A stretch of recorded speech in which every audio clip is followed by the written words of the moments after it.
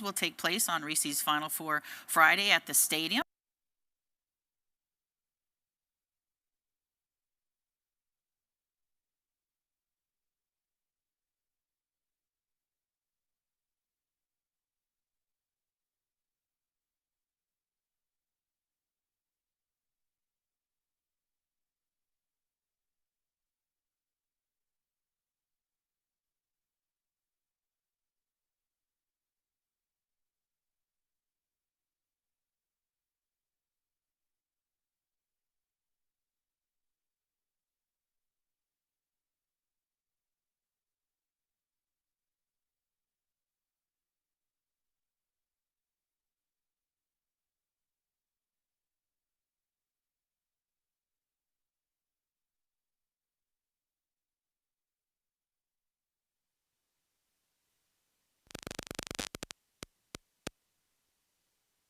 Good afternoon. Welcome to today's meeting.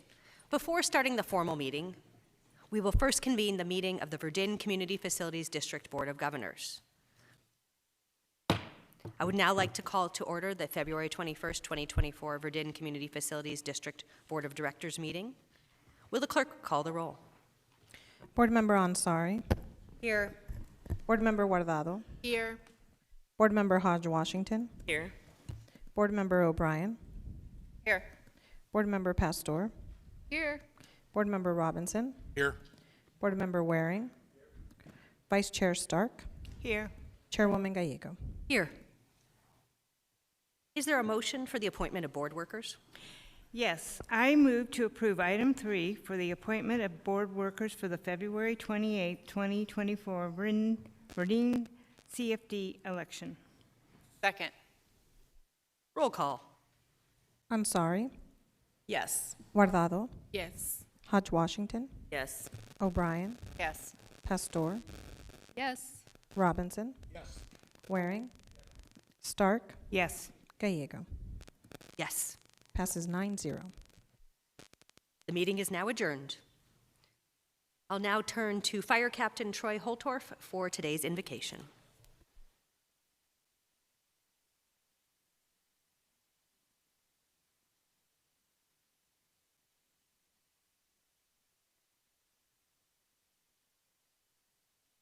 Father, thank you for who you are. Thank you for being a giver. Thank you for your Son who did for us what we couldn't do for ourselves. And thank you for the cross. Thank you for your triumph over sin and death at that cross, and thank you for giving us life. Lord, we are so thankful. May these truths humble us before you now. You are the giver of all gifts. I thank you for the gifts of our city leaders, our first responders, our families, our spouses, our children. I thank you for the most basic but necessary gifts like food, water, and shelter. Thank you for every breath and every heartbeat that you give us. Lord, may we remember what you have done so that we can be reminded of your faithfulness as we do what needs to be done today. Lord, we thank you for today's meeting and ask you to bless it. Would you direct our words and actions that they may reflect your character, that they may be full of grace and truth. God, you are a shield to those who walk with integrity. You guard the paths of the just, and you protect those who are faithful to you. Help us to be those kinds of people. And may we impact this city in a way that honors you, Lord. I pray this in the name of the faithful one, Jesus Christ. Amen.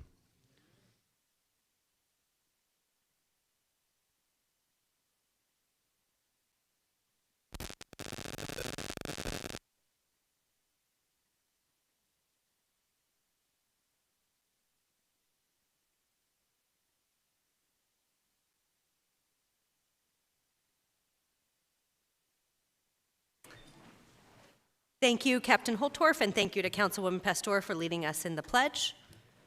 We'll now call to order the formal meeting of the Phoenix City Council. Will the clerk call the roll? Councilwoman Ansari. Here. Councilwoman Guardado. Here. Councilwoman Hodge-Washington. Here. Councilwoman O'Brien. Here. Councilwoman Pastor. Here. Councilman Robinson. Here. Councilman Waring. Vice Mayor Stark. Here. Mayor Gallego. Here. Mario Barajas is with us and Elsie Duarte to provide Spanish interpretation. Would you guys introduce yourselves? Yes, Mayor, thank you. Once again, my name is Mario Barajas, and together with my colleague Elsie Duarte, we'll be serving as today's Spanish interpreters. I'll now take a moment to introduce ourselves to our Spanish-speaking audience. Hola, buenas tardes. Yo soy Mario Barajas y junto con mi colega Elsie Duarte estaremos sirviéndoles como intérpretes a los de habla hispana. Deseamos pedirles de antemano, si es que van a dar un comentario público, por favor, hable despacio, con claridad y evite tener distracciones de fondo. Finalmente, pause después de cada una o dos oraciones para que podamos interpretarles lo que esté diciendo de la manera más completa posible. Gracias. Thank you, Mayor. Thank you. Would the city clerk please read the 24-hour paragraph? The titles of the following ordinance and resolution numbers on the agenda were available to the public at least 24 hours prior to this council meeting and therefore may be read by title or agenda item only. Ordinances number G7233 and S50576 through 50615. Would the city attorney please explain the role of public comment? Yes, thank you, Mayor. Members of the public may speak for up to 2 minutes to comment on agenda items. Comments must be related to the agenda item and the action being considered by the council. General comments that go beyond the scope of the agenda item must be made in the citizen comment session at the end of the agenda. The City Council and staff cannot discuss or comment on matters related to pending investigations, claims, or litigation.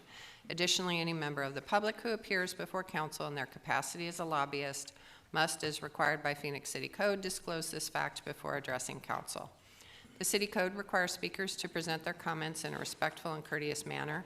Profane language, threats, or personal attacks on members of the public, council members, or staff are not allowed. A person who violates these rules will lose the opportunity to continue to speak. Thank you. Councilwoman Guardado, do you have a motion on item 1? Motion to approve item 1? Second. All those in favor, please say aye. Aye. Minutes are approved. Boards and commissions, item 2. Vice Mayor, do you have a motion? Yes, I move to approve mayor and city council boards and commission nominations. Second. We have a motion and a second. All those in favor say aye. Aye. Any opposed, nay. Passes unanimously. We will now swear in our new commissioners. Thank you so much for serving your city.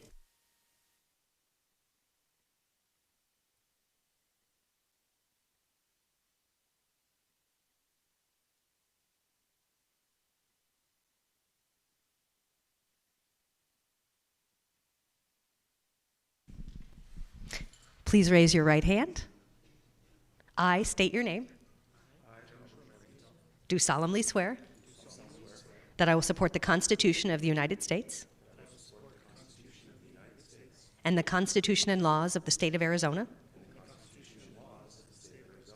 that I will bear true faith and allegiance to the same and defend them against all enemies, foreign and domestic, and that I will faithfully and impartially discharge the duties of the office of. State your office. According to the best of my ability. So help me God. Congratulations. Thank you so much for your service.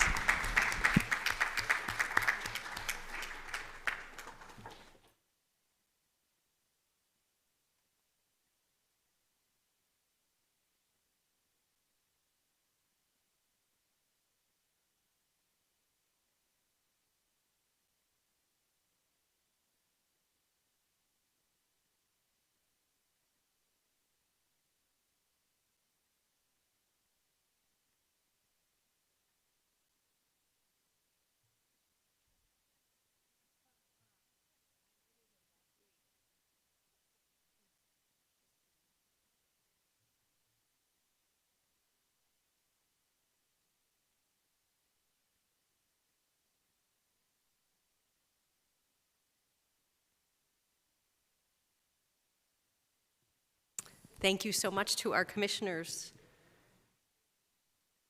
The City of Phoenix provides an advisory role on liquor licenses to the state of Arizona. Vice Mayor, do we have a motion on the liquor licenses? I move to approve items 3 through 20. Second. Comments? All those in favor say aye. Aye. Aye. Any opposed, nay. Passes unanimously. City Clerk, are we ready for ordinances, resolutions, new business, and planning and zoning? Yes, Mayor. Vice Mayor, do we have a motion? Yes. I move to approve items 21 through 81, except the following. Items 45, 49, 78, 79, noting that item 81 is an add-on, and excluding these additional items for virtual public comment, item 80. And can the clerk confirm if there are any other items that should be excluded for in-person public comment?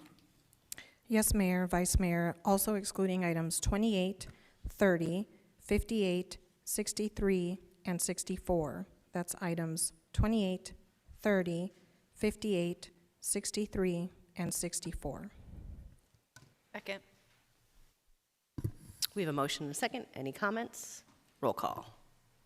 O'Brien, sorry, I'm sorry. Yes. Guardado, Yes. Hodge Washington, Yes.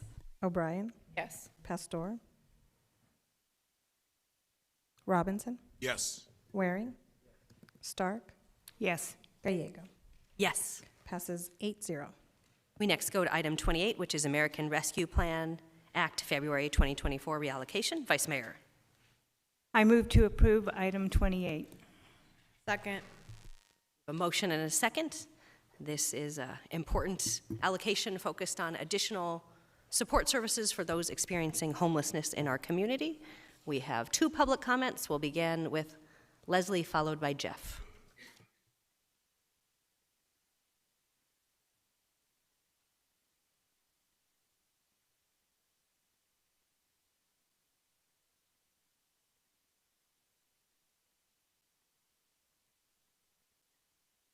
Hello.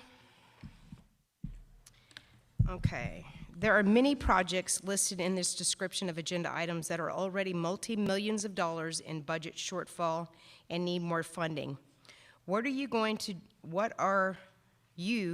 do when the funds for these projects are no longer available and run out in 2026? That's a very legitimate question. Are you going to raise taxes to spend the money to continue these projects? Do these projects have the goal of getting rid of homelessness? These types of programs hide homelessness by taking those who are homeless and putting them in taxpayer-funded projects. Little side note, I'm going to keep saying it and saying it and saying it. There needs to be porta potties put down at Madison. There should be porta potties set on each side of this building. Until the homeless problem goes away, it needs to be something that you actually show that actually you have compassion for. You know, the prayer that the gentleman prayed earlier was beautiful. I really appreciate how I can tell he's actually talking to our Father above. The problem is, he said, thank you for the food, and then he said shelter. Many people don't have shelter. They don't even have a place where they can go to the bathroom without being afraid that they'll be exposed or, you know, they can go to jail for indecent exposure. So when we're talking about homelessness, this money, $15 million to various programs, yet I don't see a single porta pot over on Madison. I don't see a single porta pot that's outside this facility. That's an easy fix, doesn't take much money, and I ask that you really, really make the necessary things for them to at least be able to use the bathroom with some decency. Thank you. Jeff will be our final speaker.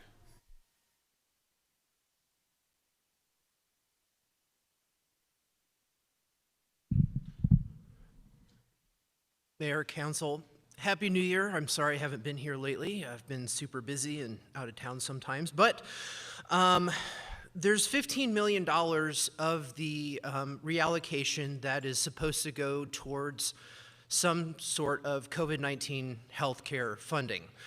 A new study just came out a couple days ago. It's the largest study so far of over 99 million people. It's almost 100 million people. And it affirmed that there are increases of adverse health effects from the COVID-19 vaccination. This was reported by The Hill, Fox News, all sorts of news sources. This is legit. This is not a conspiracy theory. These conditions include Guillain-Barré syndrome, Bell's palsy, convulsions, myocarditis, and pericarditis.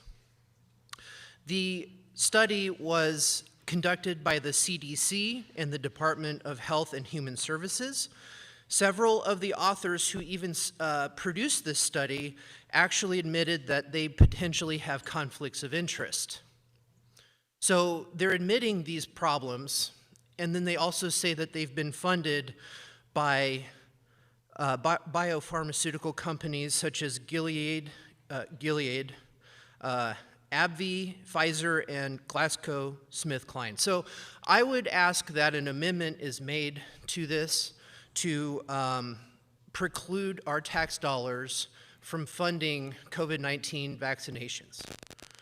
If that is not made, I would highly encourage you to vote no. And I am also very concerned about, in the future, the federal funds for these monies is going to run out in 2026. So what's going to happen? Thank you. Thank you. Councilman Waring.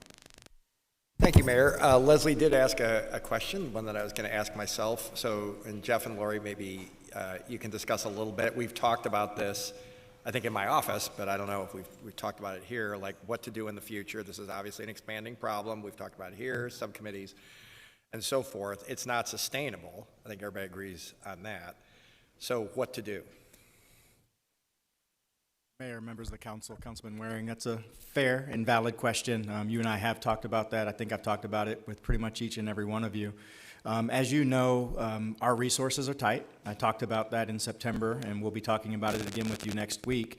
So we are trying to be good stewards of the taxpayers' dollars. Obviously, that's what we try to do with the budget that we present to you and the forecast that we'll be working on next week. What we're doing with this item here, though, is over the last few years, coming out of COVID with the ARPA dollars and trying to clean up the area down the street around the campus, what we've stood up a lot of properties to really help and engage the folks that are unsheltered right now.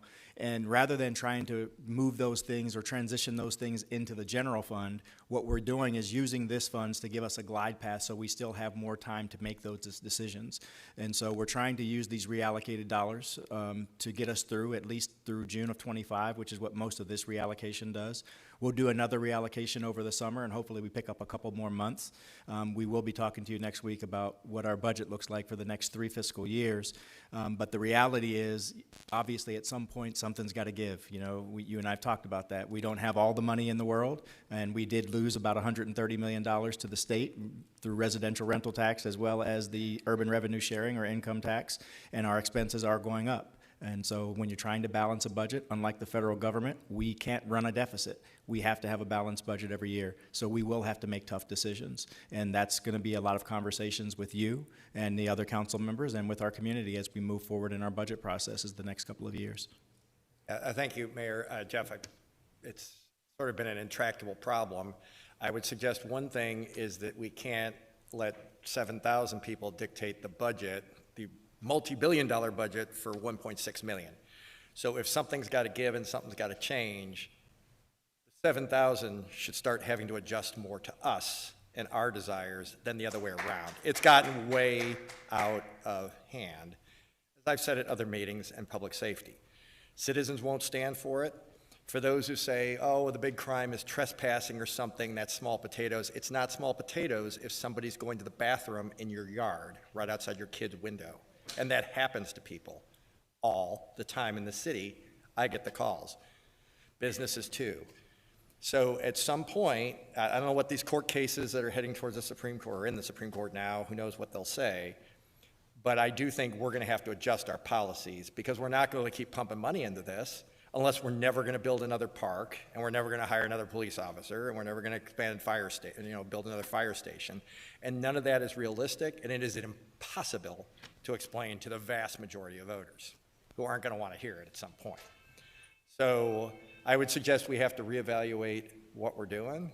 Obviously, we can't knowingly break the law, but we need to make sure that people understand that this is not a sustainable course that we've been on. We've let it get way out of hand as a council. I'm not talking to staff here, to the council, and we need to make some very needed changes.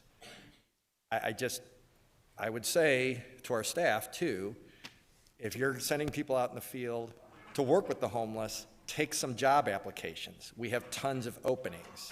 If you're out protesting or whatever, even right now, why aren't you working to at least try to get yourself back where you want to be?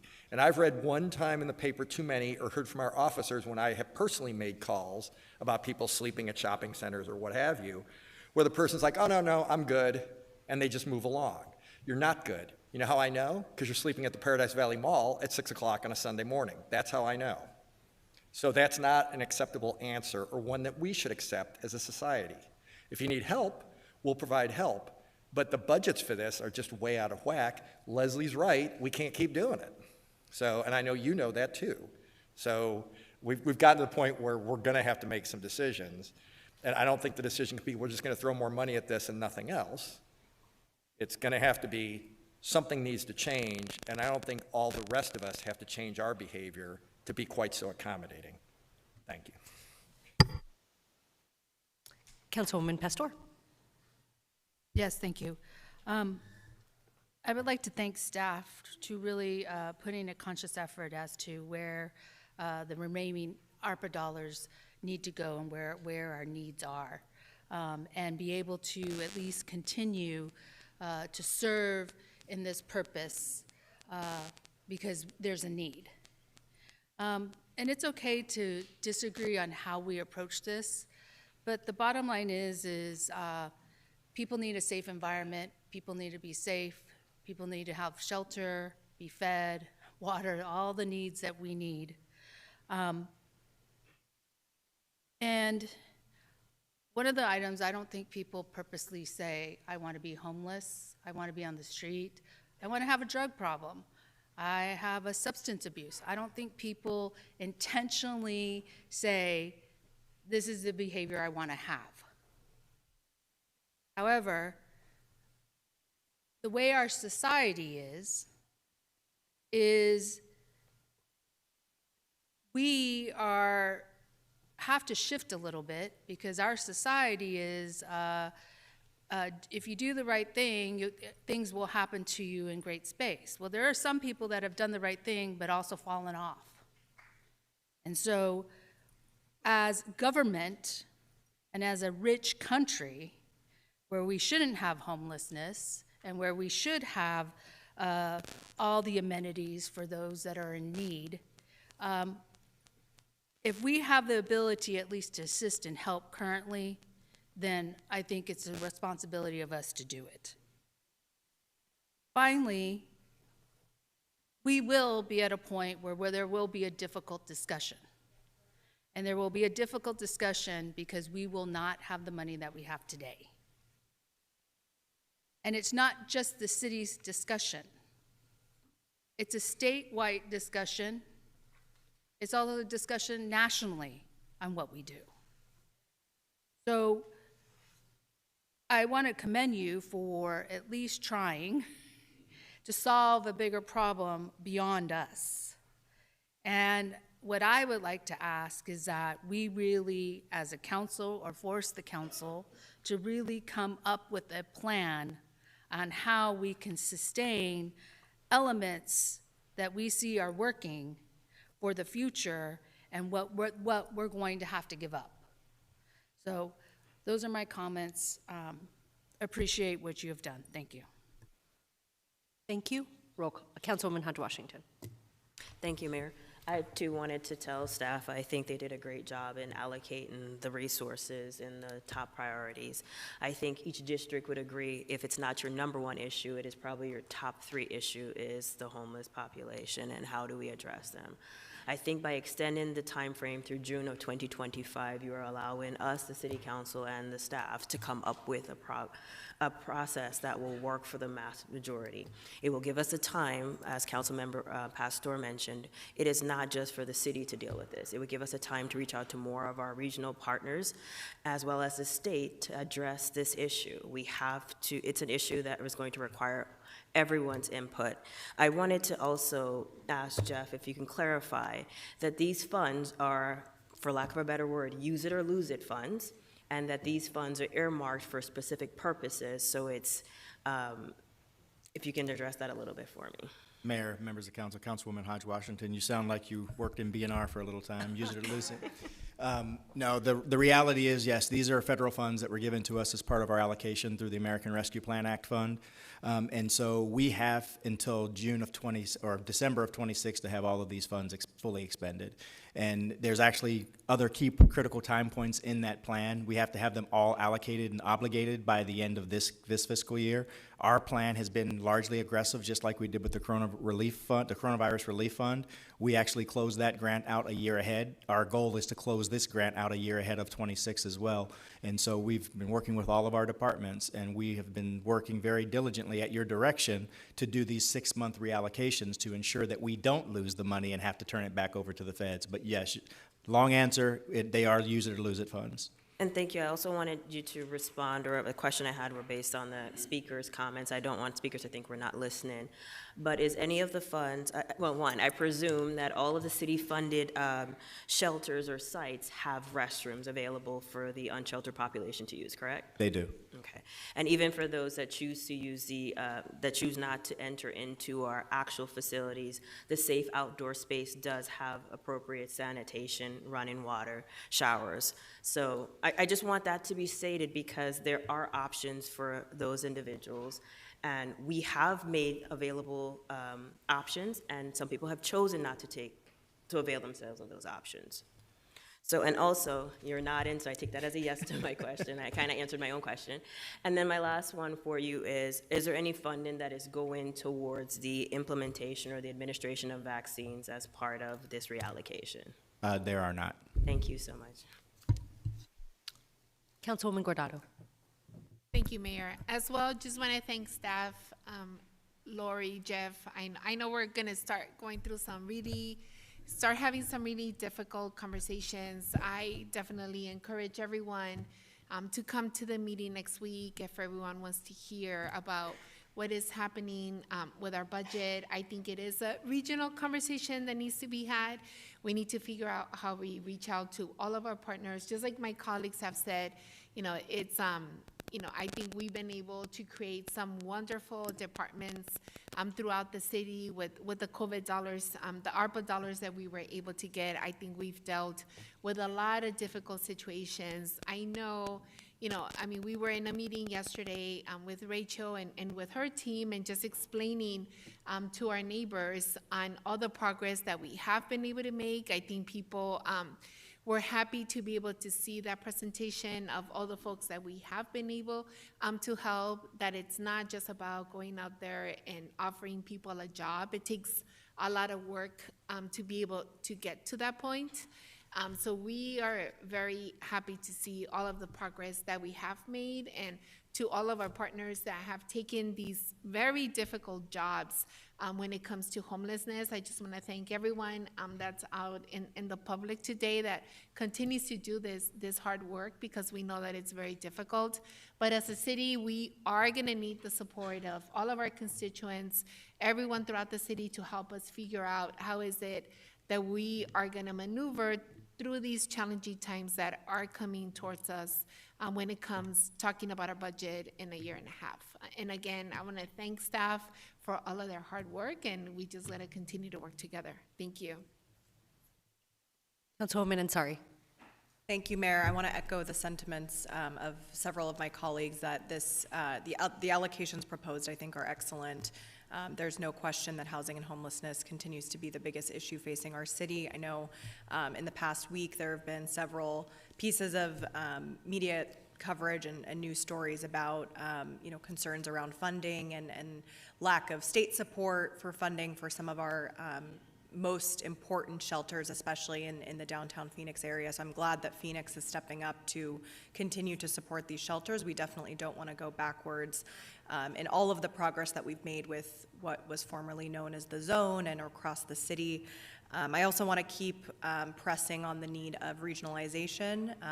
Again, there's several shelters in the works right now, more in District 7 and District 8, 5, 3 others, and I do think that residents are still feeling like we are concentrating shelters in certain districts and want to make sure that the entire city and the entire region steps up to take on this issue. So thank you so much to staff, and I always want to thank Gina and Rachel and Scott and the entire Office of Homeless Solutions for all of the great work that they do. Thank you. Thank you. Roll call. Ansari, Yes. Guardado, Yes. Hodge Washington, Yes. O'Brien, Yes. Pastor, Yes. Robinson, Yes. Waring, Stark, Yes. Gallego. Yes. Passes 9-0. We next go to item 30, which is property acquisition for roadway improvements along Alta Vista and Encinas Lane from 26th Avenue to 19th Street. Do we have a motion? I move to approve item 30. Second. A motion and a second. First Leslie, then Jeff.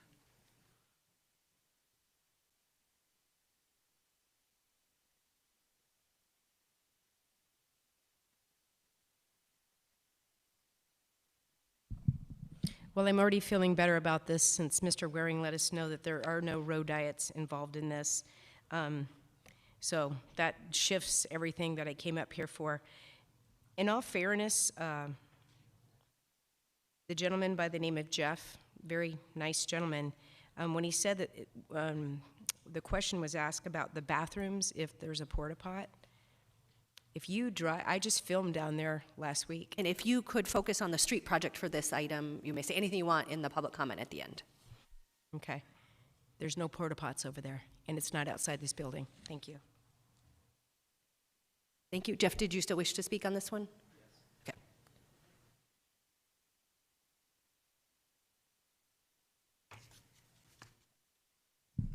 Okay. Mayor, Council. So when reading the agenda, there isn't very specific details about projects. And so I would ask that the council recommend to staff to include things like lanes before project, lanes after project, so that way we are informed about what the project actually is going to be.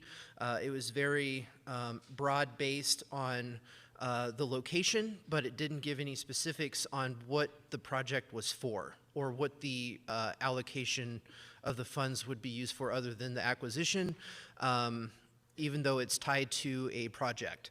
And so I think the public needs to know more about what the project is going to be for these funds that are going to be used. Thank you. Thank you. Councilman Waring. I guess for Jeff, or whoever puts the packets together, I mean, at least in the packet that I get, on page 76, it's got specific addresses. So, I mean, so the locations are known. I mean, I assume this is what's going to be affected. It said acquire additional real property on page 75. He's right. It says improvements. It doesn't say what the improvements are. Maybe they could just add, like, hey, we're going to put in a bike lane, or we're going to. I mean, that's not an unreasonable request. It would be like 1 or 2 extra words. Councilman, we can work at that. Yeah, thanks. I mean, I assume it's known. I don't think it's probably a mystery what's going in there. So, and also just to confirm, I mean, I got it in writing, but just to confirm, it's not reducing lanes of traffic. It is not reducing lanes of traffic, Councilman. I'm good. Thank you. Thank you. A nice project for District 7 and 8. Roll call. Ansari, Yes. Guardado, Yes. Hodge Washington, Yes. O'Brien, Yes. Pastor, Yes. Robinson, Yes. Waring, Mayor, if I can briefly explain my vote, the reward for putting in those extra couple words might be fewer polls on future agendas. So there's something in it for you guys too. So, aye. Stark, Yes. Gallego. Yes. Passes 9-0. Item 44 is the General Police Towing Services contract. Do we have a motion? Move item 44. Second.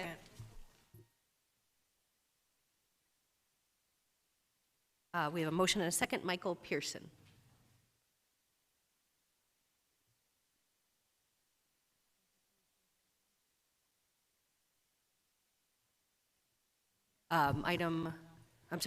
Michael's comment was only if necessary, so we have already approved 44, so we go to item 45. Do we have a motion? Move to approve item 45. Second. We have a motion and a second, noting that Councilwoman Pastor will not be participating. Any comments? Roll call. Ansari, Yes. Guardado, Yes. Hodge Washington, Yes. O'Brien, Yes. Robinson, Yes. Waring, Stark, Yes. Gallego. Yes. Passes 8-0. We next go to item 49, and I'll turn to Councilwoman Hodge Washington. Thank you, Mayor. For respect to item number 48, I would like to make a motion to approve item 48 in honor of Verna. 49.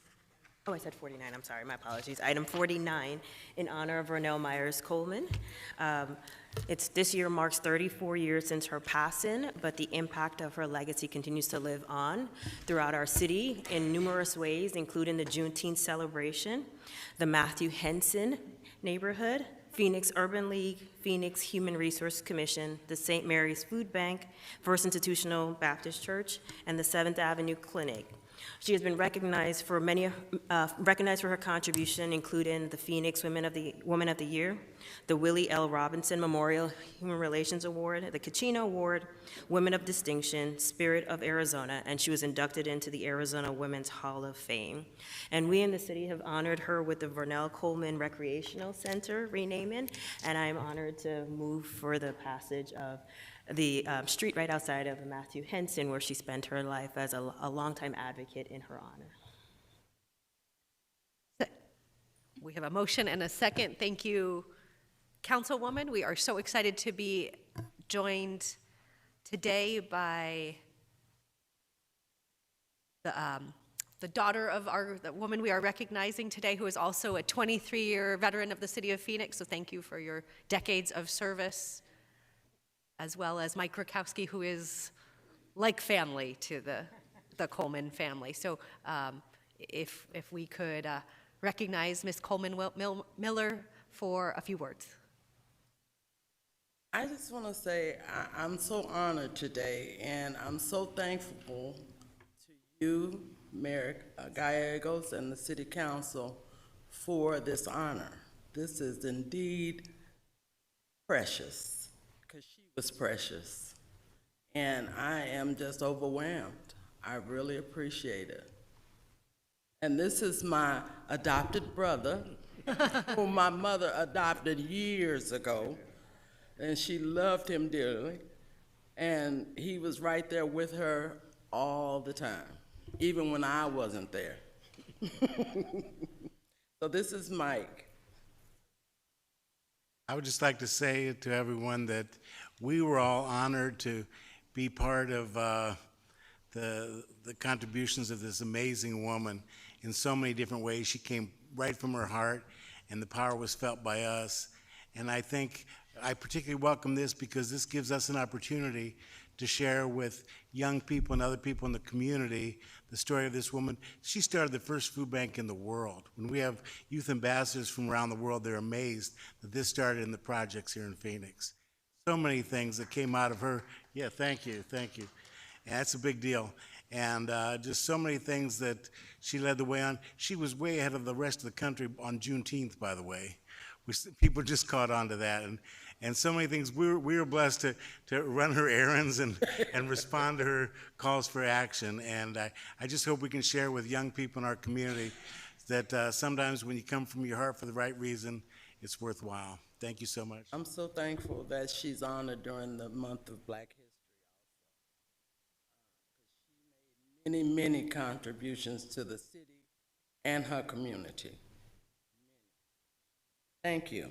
She most certainly did. It is incredible that one woman helped with so many parts, from that historic food bank to the leading many of our boards at the city of Phoenix. So she stepped up and had about as many leadership roles as anyone has had, and just was instrumental in so many policies, whether it be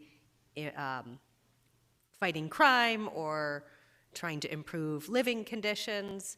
And we will think of her every year when we mark Juneteenth, because she really was ahead of us. But now, thanks to this additional recognition, there'll be more times for particularly our young people to learn about the great history. She was very early in trying to develop police-community relations, including with athletic activities and just making sure that officers and young people got to know each other in more casual settings, which is a best practice that we still talk about today as something that works well in developing safer communities. So thank you. I want to recognize Valerie Churchwell, who has been so instrumental in bringing this forward as well, and making sure this well-deserved recognition happens. Any additional comments?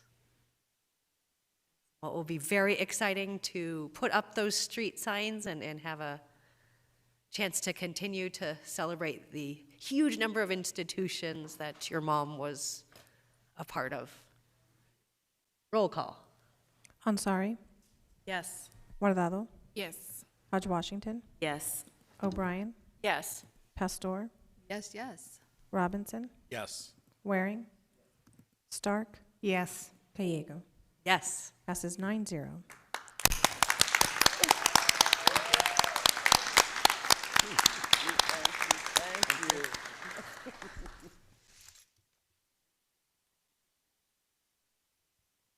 To those who doubt one person can make a difference, here is clear evidence of how much leadership matters. We next go to a streets item, item 58. Do we have a motion? I move to approve item 58. Second. We have a motion and a second. We'll go to Leslie and then Jeff.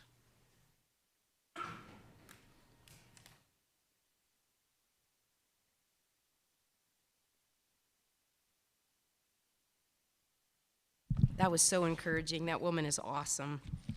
Okay, this policy though, this item number 58, this is a dystopian policy that should not be implemented. Connecting cars to infrastructure is more than just sending a warning. This is to control, monitor, and know every single person who is driving and their cars. It's actually against the Constitution too. It will be used to automatically pull people over, issue tickets automatically, and charge people for entering or leaving a specific area, like Oxford, England does for people who leave their 15-minute neighborhoods, or like what New York City does for the people entering the city. The policy will not prevent people from running red lights, nor will it reduce car wrecks or any other safety mechanism until the end goal of this policy is implemented, where the infrastructure controls the cars through, like the little black and white cars that drive around and there's nobody in them. I'm just asking you guys, yeah, Waymo. I'm asking you guys, please, please, please do not pass this. This is truly a 15-minute city, World Economic Forum setup for us. Please, do not pass this. This is not good. This goes against the Constitution, and it's setting us up to be controlled. I just appeal to you, please don't. Jeff.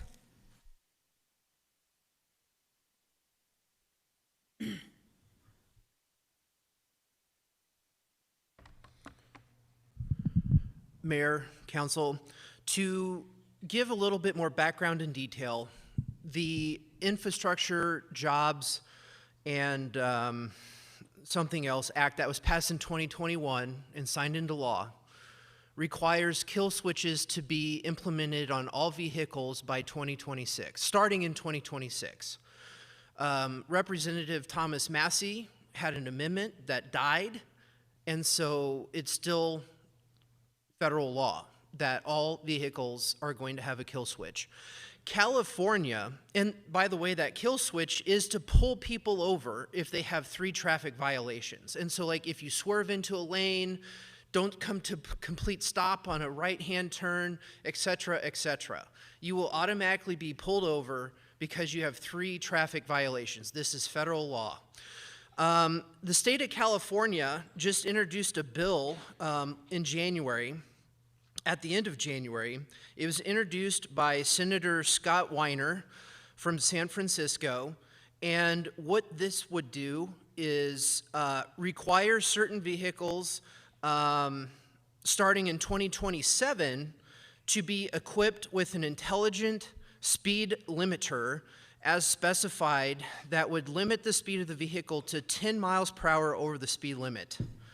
Obviously, this bill would exempt emergency vehicles, but what Leslie just talked about is happening. These are laws that are being either introduced or currently existing.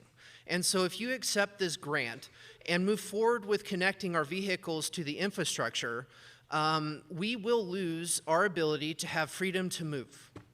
It is one of our natural rights that was included in our founding of this country. So I urge you to vote against accepting these funds. Thank you. Thank you. Jeff, does this do we control vehicles? Mayor, we do not control vehicles. We have no plans to control vehicles. Thank you. Councilman Waring, followed by Councilwoman Pastor. So I'm not going to pretend to understand the technologies involved, but I can't help but notice the driverless cars roaming around Phoenix, and I suspect that in 20 years, we won't be driving, the driverless cars will be driving. I mean, I'd be surprised if that's not the outcome, given kind of how this is going. So I assume, like the Waymo cars, don't run red lights, or at least not on purpose.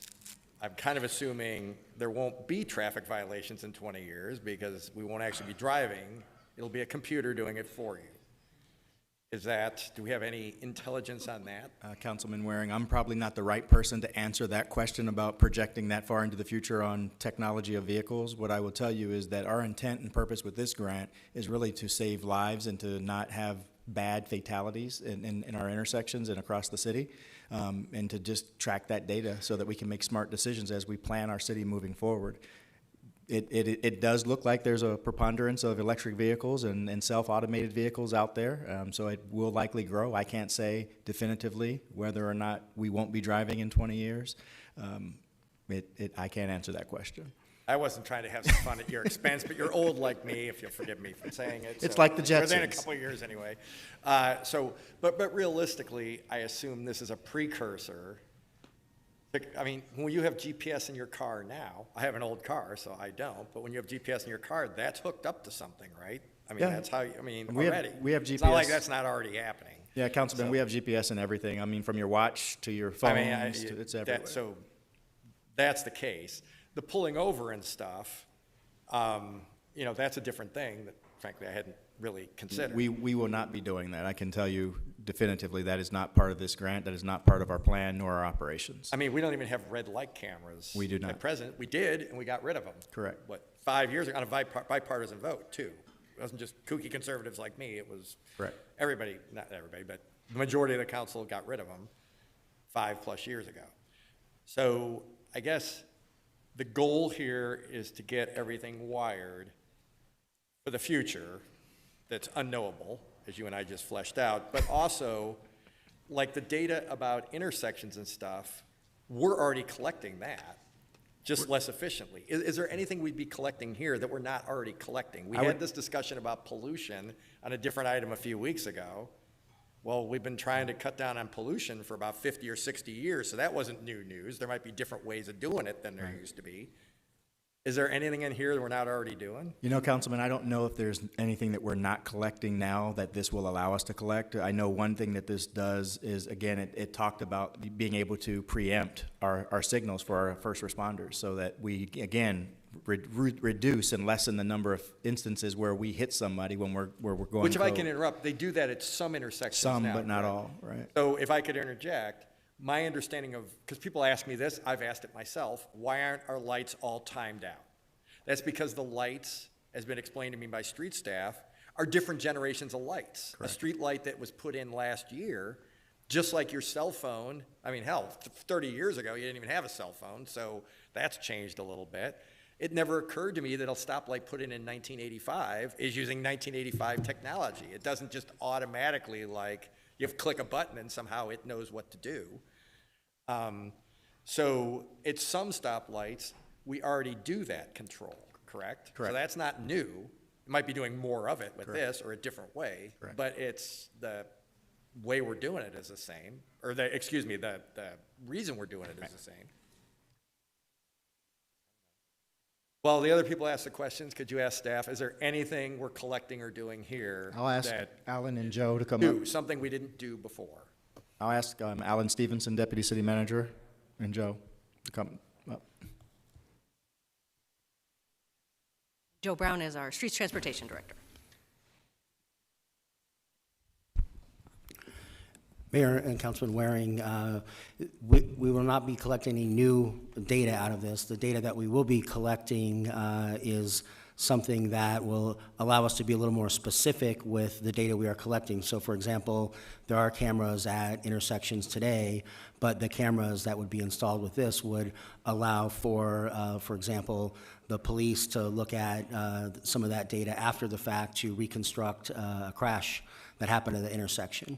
The cameras are not fine detail enough that you could collect anyone's license plate number, or the cameras don't turn in the intersection. They are just there in the intersection. So it's collecting better data, but in the same types of data that we collect today.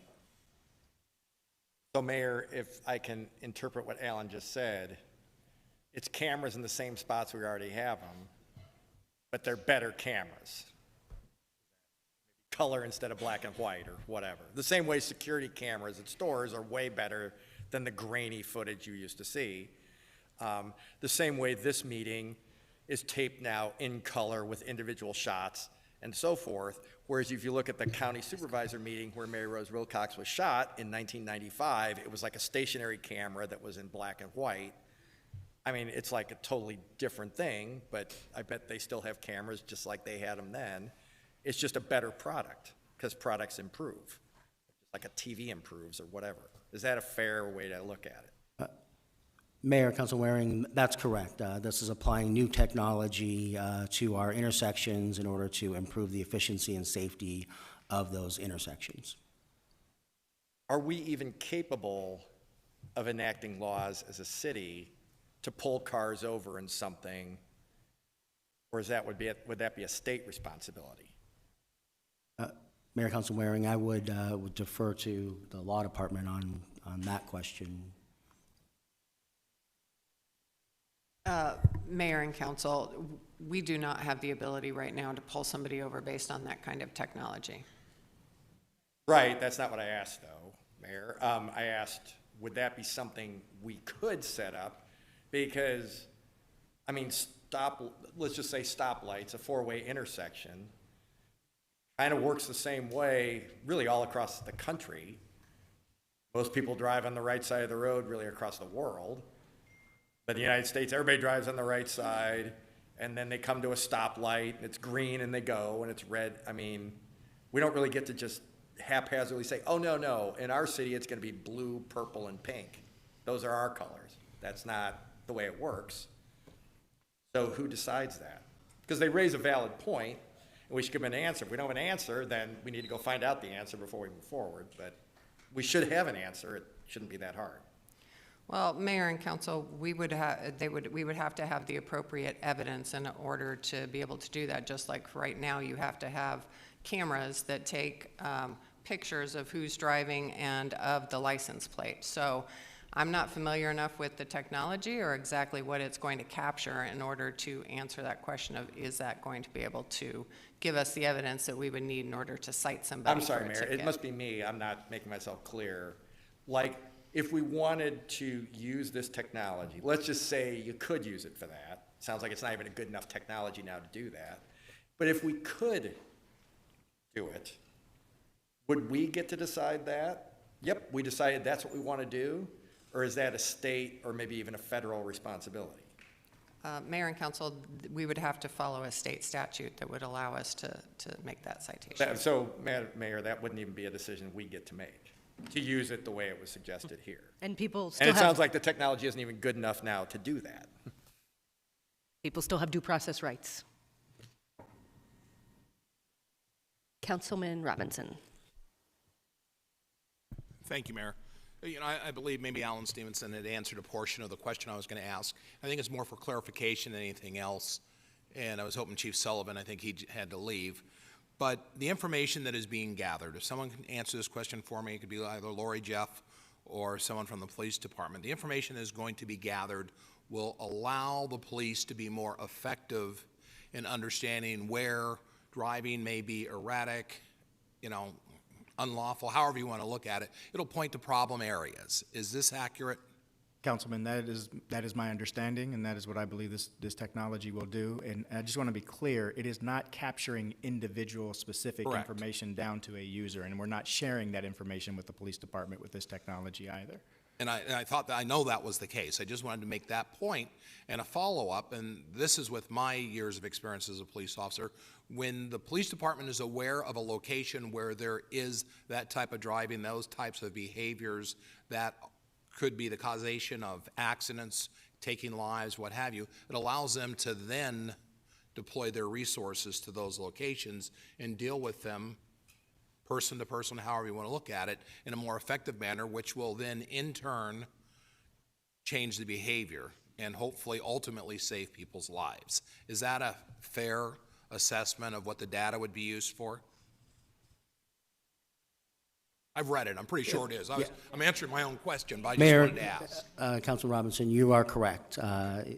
No individual data, just the assembled data that would be looked at from a big picture perspective with streets and police departments to look at how best to address any of those issues. And that is the way I understood it. I just wanted to make that clarification for everyone to understand it, because sometimes we have a tendency to hear something and think, oh, we're going down a rabbit hole somewhere. And the reality of it all is the data that can be gleaned from these locations, and a lot of times, it will save lives.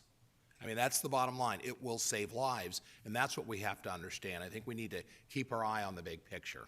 Thank you very much. Thank you. We'll go to Councilwoman Pastor, and then Councilwoman O'Brien, and then back to Councilman Waring. Thank you. I've been on this council for, I think, 9 years, maybe going on 10. And we talked about a while back about smart cities, how we wanted to become a smart city and how we were going to make sure our lighting was where it needed to be, to make sure that our signals were where it needed to be, so that when we modernized and new technology came in, we were able then to compete and be able to do the things that we needed to do in order to have safety across our city. But in particular, we were really talking about downtown at a certain point as a testing ground. I'm not sure if we're there yet. Has the whole smart city piece been completed, or has it even begun?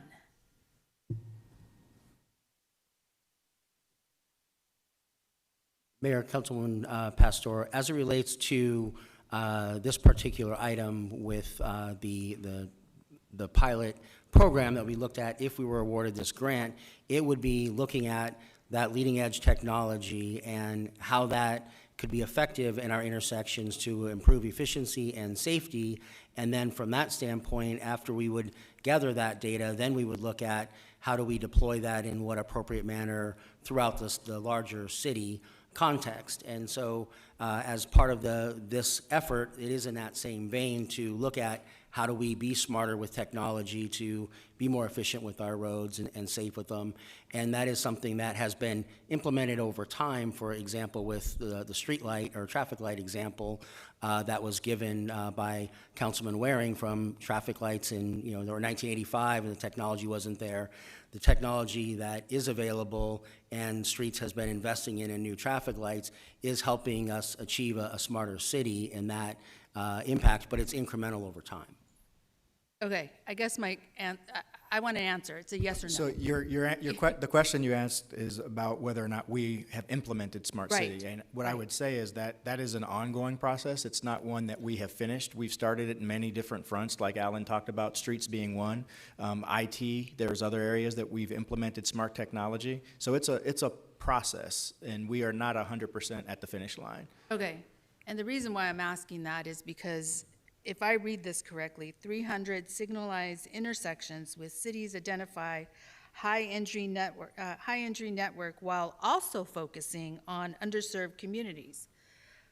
So my understanding about the smart city is we were going to roll it out in downtown, and then we were possibly going to roll it out throughout the city.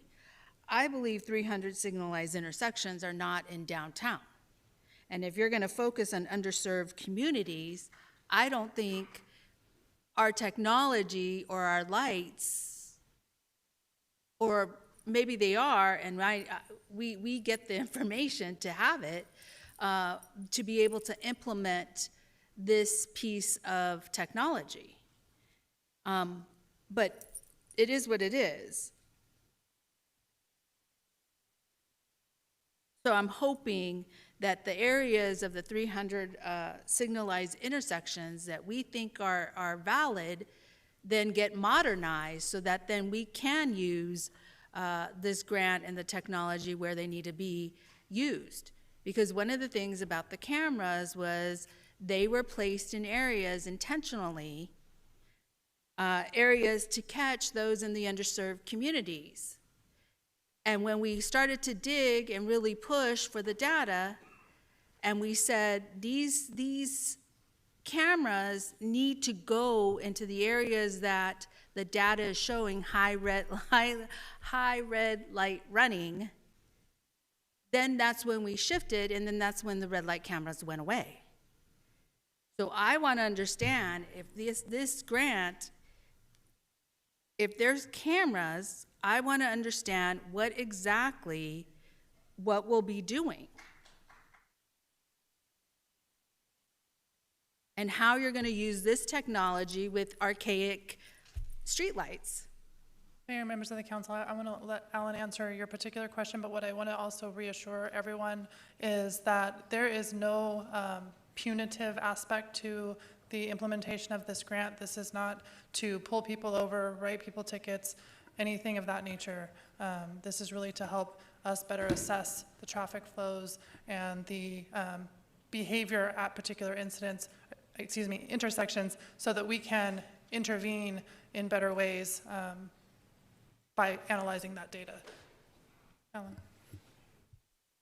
Thank you, Lori. Mayor, Councilwoman Pastor, the city's focus as the grant is currently laid out would look at an area that is based upon the identified high injury network, so where there are more crashes that are happening, and also in some of the underserved communities where some of that technology is the oldest, because it tends to be older parts of the city. And so the grant would allow us to place within the existing light poles some of this technology to then be able to be used in those areas where a lot of it is already able to be gathered in newer parts of the city that have some of the newer technology being built in with those traffic lights. And again, because it's not punitive, it's about trying to make it safer for everyone who lives there and more efficient.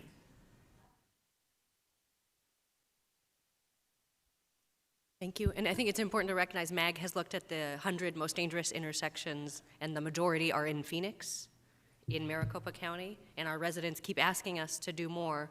There was a news story this weekend, it might have actually been in District 4, 3 accidents, 1 intersection. Our residents want safety improvements. This is a technology we have piloted in a fairly wealthy area of District 6. It seems to help reduce red light fatalities and protect pedestrian lives. And so it seems to me fair that it not just be in the wealthiest area of our city, but that we want to really focus on those dangerous intersections. We'll go next to Councilwoman O'Brien. Thank you, Mayor.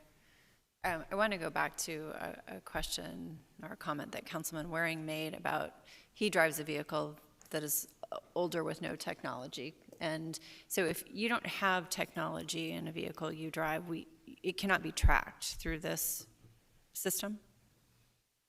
Mayor, Councilwoman O'Brien, that is correct. The technology that's being installed today in newer cars is not available in older cars, and so that's what allows for some of that communication where a new car that is built post-2019 is when some of this technology started showing up. It's my understanding that it didn't exist before then, but in cars since then, they do have the ability to get information where you could understand that your car is going to tell you there's an emergency vehicle coming from, the left, so to help you navigate and be safe with those things. But only those cars 2019 and newer, and only if you were buying a car that has that technology would you be getting those information. And dealers can turn off that technology at the request of the car buyer.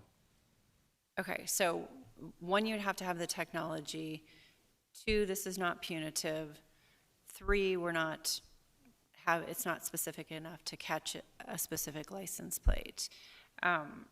Additionally, you have the option, if you have the technology in your car, my car has some kind of technology, it wants to talk to its car maker, and every so often I get a message and it says, do you want to send us all this information about your car? And I hit no every time. So I have the option to turn it off, to not participate, correct? Mayor, Councilman O'Brien, that is correct. Additionally, though, if you are a participant and I've got my map on in my car and I'm driving to work with my radio really loud singing, which nobody wants to hear, and I don't hear the sirens of the emergency vehicle, because everything's so loud, I might hear it, I might be notified by my radio or whatever mechanism is in my car due to this system. Is that a possibility? Mayor, Councilman O'Brien, that is correct. Okay. So based on the information you've provided today, I support that we have this kind of technology available for those citizens who wish to participate. Additionally, I want to just clarify, it says 300 high injury network. I would guess those are intersections. Is that correct? We're going to go to the top 300? Mayor, Councilwoman O'Brien, that is correct. It is 300, but it will be deployed based upon that high injury network area, but it will also include some intersections that aren't as high, but because we want to look at that corridor for an efficiency standpoint to see how traffic moves, it will be within that corridor. Okay, so like maybe a 5-mile or 10-mile corridor where we want the lights timed, so we're improving efficiency and timing. Mayor, Councilman O'Brien, that's correct. Okay. Thank you very much, Alan and Mayor. Thank you. We'll go to Councilman Waring, and then Councilwoman Guardado, and then Councilwoman Stark. Thank you, Mayor. Since the chief is gone, maybe there's a question for Kevin, surprise, or Lori. But the police already track basically in real time high problem crime areas, where a lot of crime is happening, and deploy resources more or less accordingly, correct? Mayor, members of the council, Councilman Waring, the chief is actually here, but yes, that is correct. Okay. I'll accept your word for it then. Thank you. So again, that's not something that's new. I can tell you right now, the way we find out, hey, there's problem areas, is someone calls my office. I mean, I'm sure there's other ways too, but we get a call in my office, hey, there's a lot of speeding on Desert Village Parkway or something. And then we call the police commander, and the police commander usually sends somebody out. They've only got, 34, I think, motor officers for the 5,000 miles of streets in the city. So they do what they can. Or if it's an intersection, because I get a lot of complaints about that too, this intersection's dangerous, it should have more lights, or it should have a left turn light, or it should be timed differently. We get variations on those requests. Streets will actually send out, if they're asking for a stoplight, for example, Streets will send out their team and they'll do a review, and I think it takes 6 weeks or something, and they'll take the data. I mean, I'm not really sure how that data is any different than this data. You'll be concentrating or trying to identify, I guess, the 300 worst intersections. I mean, there aren't going to be many of those in District 2. I've seen the data. Most of those are in the other parts of the city, as I think the mayor and Councilwoman Pastor alluded to. You want to make sure you address those. I'm guessing that probably they're going to have older streetlights as well, so that might be an issue you have to get over. The issue about the stretches that you were talking about to evaluate traffic flow, Well, hell, that's something people have been asking about long before I was on the council. People were complaining at, barbecues and stuff. Boy, I wish all the lights were timed out so we can get through. I think that's really what you're saying, how to move the traffic more efficiently. So that's not only, that's something obviously that people have thought about for a long time, but actually wanted for a long time. So the extent it could address that, that would be helpful. But if I had to sum up what I've heard to address Leslie and Jeff's concerns, it wouldn't be our decision to set up new laws about these traffic laws to pull people over, make people stop, or so forth. That's the state. From what Julie said, that's not something we could just do arbitrarily, even if we wanted to do it that way. Check me if I'm wrong about any of this. Second, the technology that we're getting isn't good enough to do that, even if we wanted to do it. We were able to do it legally, and if we wanted to do it. So worrying about it seems a little premature, to say the least. To Jeff and Leslie, I would say, you want us to do this. And you know why? Because we're going to buy crummy technology that can't do what you fear we're going to do. We're going to install it with federal money. We're not going to have enough money to replace it effectively in the future. So it's not going to get replaced. So just like the streetlights I talked about before that are 1985 versus, 2024 streetlights, and they're wildly different things, all this other stuff is going to be the same. You're going to have stuff that doesn't talk to each other. I've seen this way too many times. I saw it with Taser. I saw how much the technology developed. By the time we actually get this stuff installed, it's going to be dated and all but useless. I'm not saying that's great referendum on government efficiency. I'm just saying that's what's going to happen. And then maybe there will be some federal program in the future to replace these cameras. Maybe. I can tell you we got a lot of security cameras around the city. And hell, a bunch of them were broken before the Super Bowl. Had to spend a bunch of money to replace them. So just like we talked about with the ARPA money, where are we going to replace that? Where are we going to place the money to replace these cameras? They can't do what you fear they're going to do right now. We don't have the authority to do it anyway. But going forward, to do it for the whole city, 300 intersections, we've got like 1,200 right now and 5,000 miles of streets. I mean, that doesn't seem very realistic to me. If we're left to our own devices, we can't pay for the stuff we've got in our budget right now. You just heard that 10 minutes ago. Just food for thought. But, I mean, I guess this isn't going to cost Phoenix taxpayers money other than that they pay the federal government, and then this is a grant and so forth. Do we even know for sure we're going to get this grant? Mayor, Councilman Waring, we do not. We have submitted for the grant and are waiting to hear. So there are other competitors probably having similar discussions. I mean, I guess at some point we might get this stuff installed. Any idea what year that might be? We'll all be driving around in Waymo cars by the time that happens. Because installing this kind of stuff, that isn't an easy trick either. Somebody's got to go do it. My experience, it takes forever. We put in a couple of street lights every year. I get all kinds of requests for street lights. The street lights you see that get installed, they're installed by developers. We make them do it when they add to the traffic flow. Right, Alan? We've gone down that road a number of times. Mayor, Councilman Waring, you are correct. Street lights are super expensive. We can't even put in new stoplights. We put in like a couple every year. They're like 400-something grand a pop. Used to be 200, but inflation. So now they're 400 or something, right? 450? Alan, I think that's about... Yeah, Mayor, Councilman Waring, I think you're correct. It's in that ballpark. I would add that as part of the grant, if the city is successful in doing that, there is a private sector partner, so it's a public-private partnership where they're going to help with the installation and the data collection and those things to ensure that we can get it done in a more timely fashion. All right, so we tried to put in a tennis court at Sandpiper Park last year, and wow, it took them forever to get enough people. And it used to be 150,000, now it's like 500. So you go ahead and live in that fantasy world that you just outlined, no offense, but I mean, that doesn't sound particularly realistic, project of this scope. Maybe it'll expedite it a little bit, but how many years are we talking? I mean, we haven't even gotten the grant yet, so they got to evaluate the grant and all that. I mean, I'm factoring that in too. Correct, Mayor, Councilman Waring. Because it is a grant submittal, we are not to that level of detail that I could give you an estimate on what that timing would be. federal government, private contractors, over under, if I went to Vegas, 5 years. I don't know. By then, these cameras will be obsolete. Food for thought. Thank you, Alan. Thank you. We'll go next to Councilwoman Guardado, then Councilwoman Stark, then Councilwoman Pastor. Thank you, Mayor. I guess I just had one question. I don't know if it's for you, Alan, or if it's for the chief, or maybe Lori or someone can answer.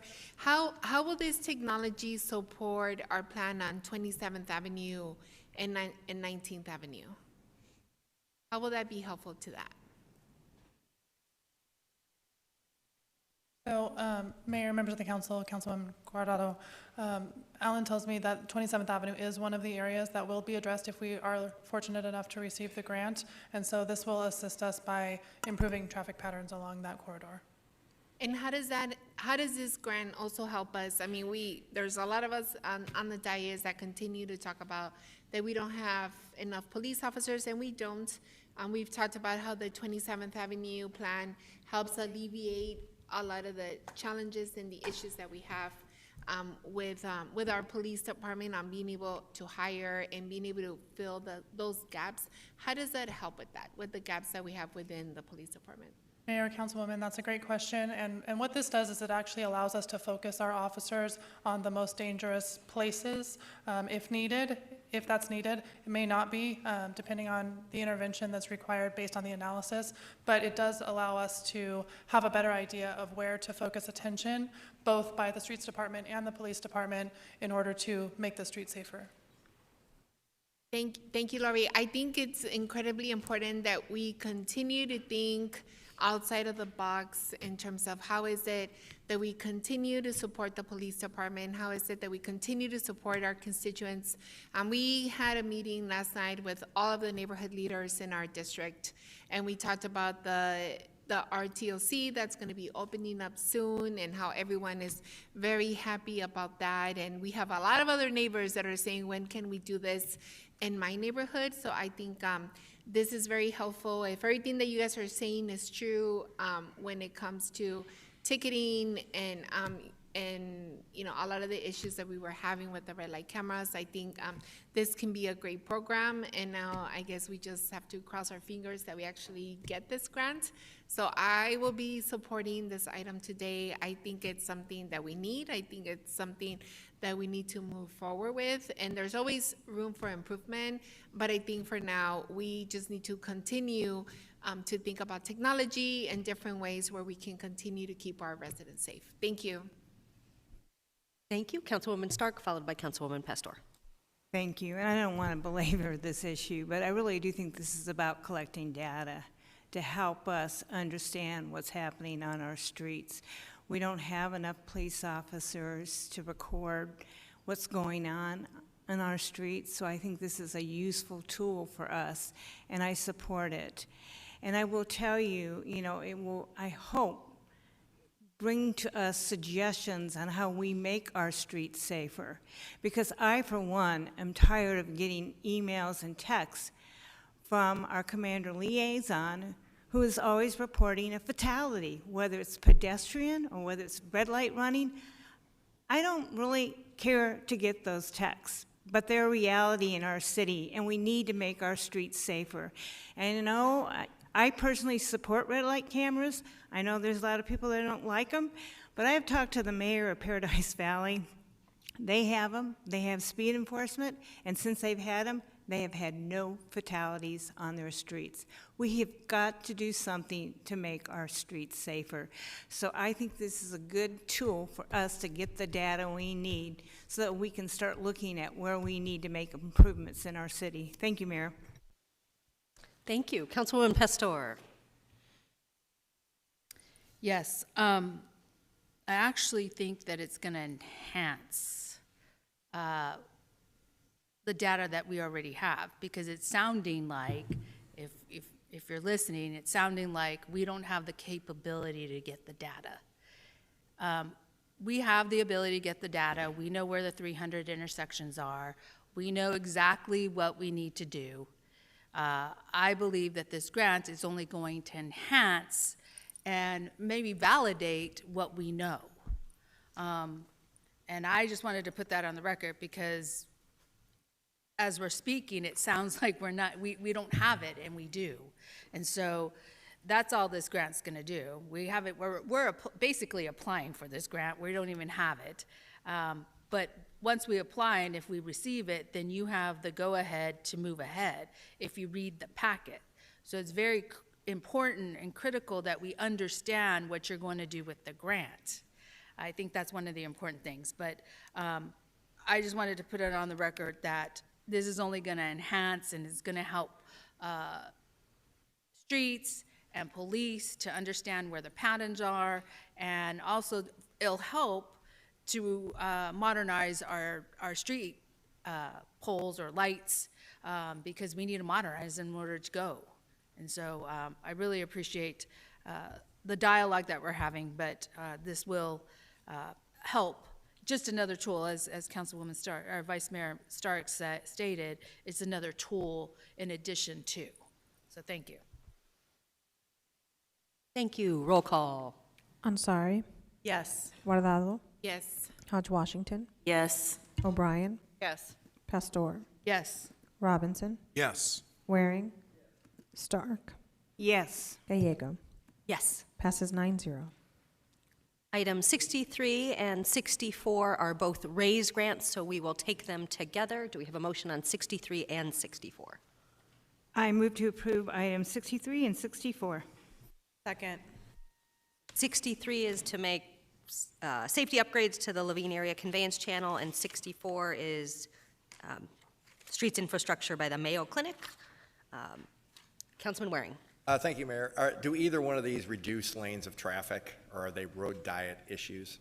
Mayor, Councilman Waring, they are not road diet issues or reducing traffic lanes. Thank you. All right, we will begin with Diane Barker, followed by Jeff.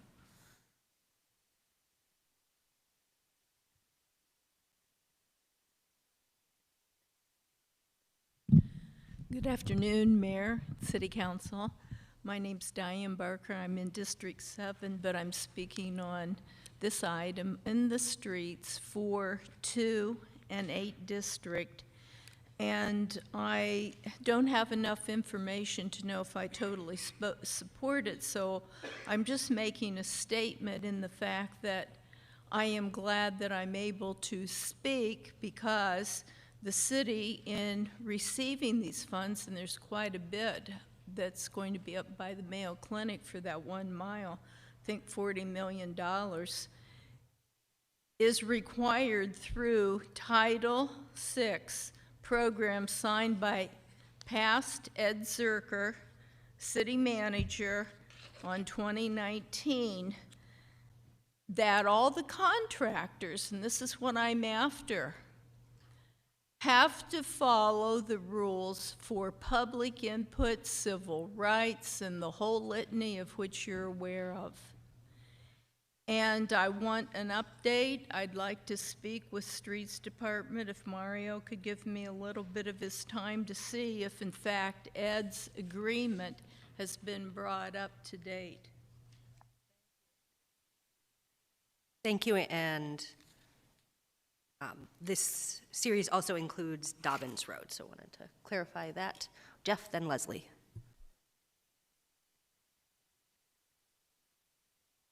Leslie.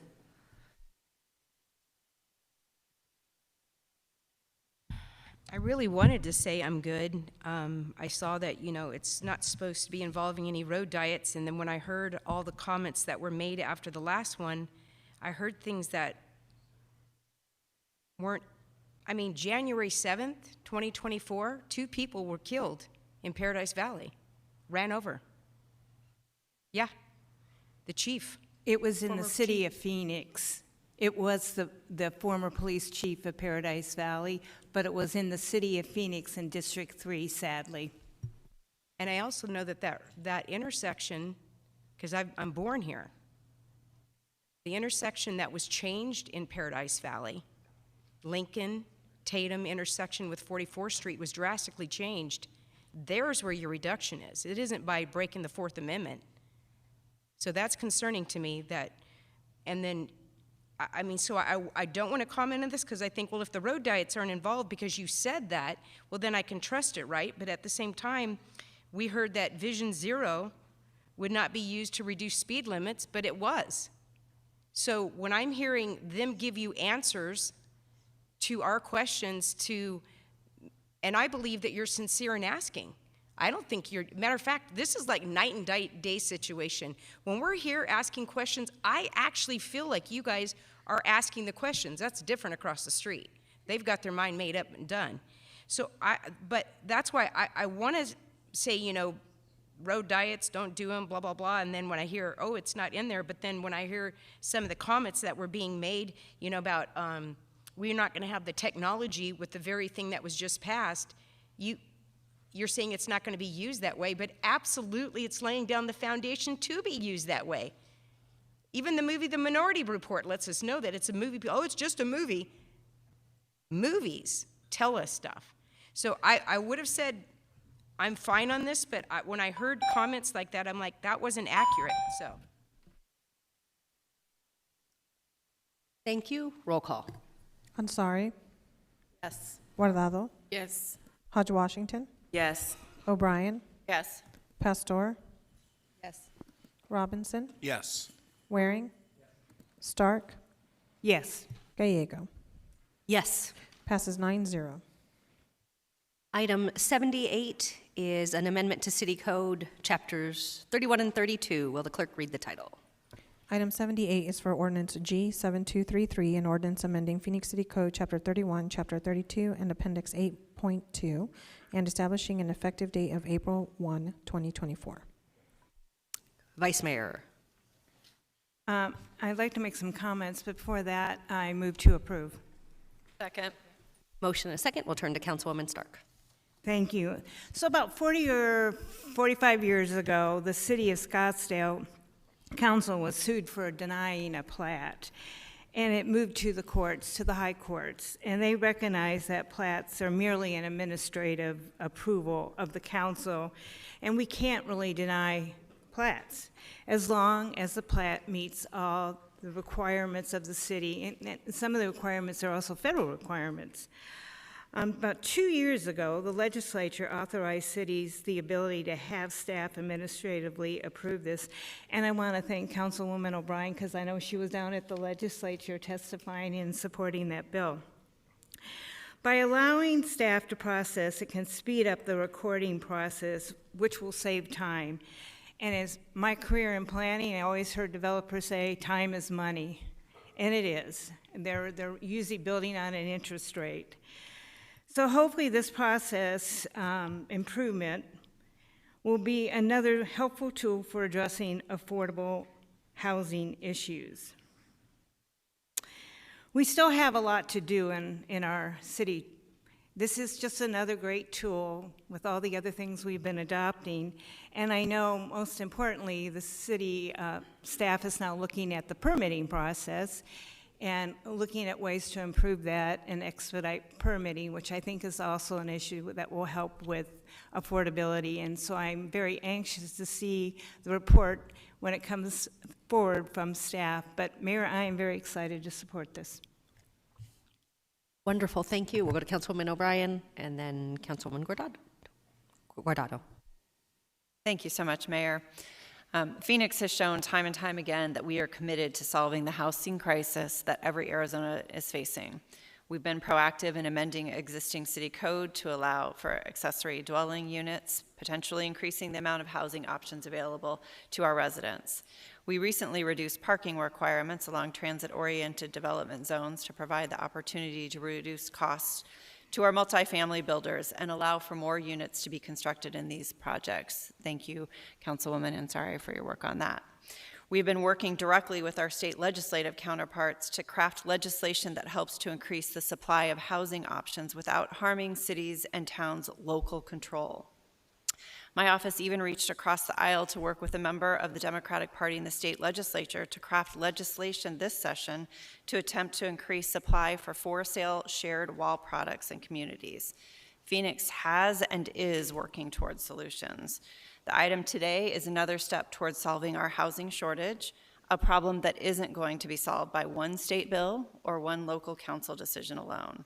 We need to utilize multi-pronged solutions like this item to carve away at the time it takes for developers to go from hearings to shovels in the ground. By cutting red tape and reducing bureaucracy, this is one more step Phoenix is taking to lead the efforts against the housing crisis. Today alone, there were 9 items on this agenda that will no longer have to come before council should this pass, cutting the time needed to get these residential units built. Thank you, Vice Mayor Stark, for advocating on behalf of this code change, and to the planning department staff for getting it over the finish line. Step by step, Phoenix will continue doing what we have to do in order to solve the housing crisis. Thank you, Mayor. Thank you, Councilwoman Guardado. Thank you, Mayor. I also will be supporting this item. First, I just wanted to thank Alan and Josh in the planning and development staff for their work on this. But I just had a question, and I just wanted to get confirmation from staff that the city council offices will still be provided a list of plats under review in their districts as part of the monthly report on rezoning and zoning adjustment cases and preliminary site plans provided by PPD to our offices. Is that still going to happen, Josh? Mayor, Councilwoman Guardado, we're happy to include that information in your monthly reports. That would be great, just because if we get questions as we're moving forward, there's just a lot that's happening, and just so that we can, just stay on top of it, just in case people call us and ask us questions, so we can have that. But I definitely I'm very supportive of cutting the red tape, doing whatever it is that we need to do to move a lot of these projects along. So we're going to be doing that, correct? Mayor, Councilwoman Guardado, yes. Yes. Okay. Thank you. Thank you, Mayor. Thank you. Roll call. Ansari, Yes. Guardado, Yes. Hodge Washington, Yes. O'Brien, Yes. Pastor, Robinson, Yes. Waring, Stark, Yes. Gallego. Yes. Passes 9-0.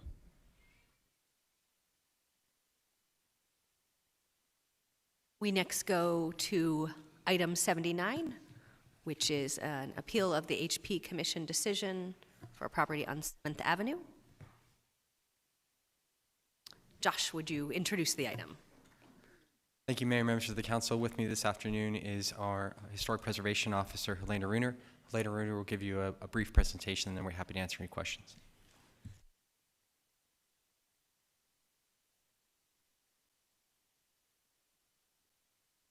Open the public hearing.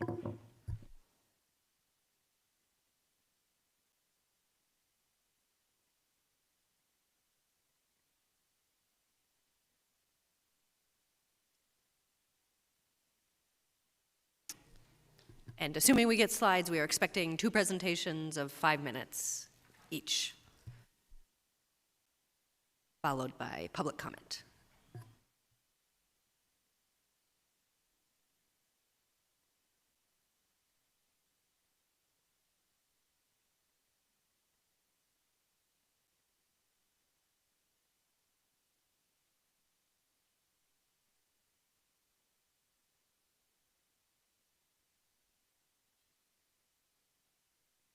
Thank you, Mayor and Council.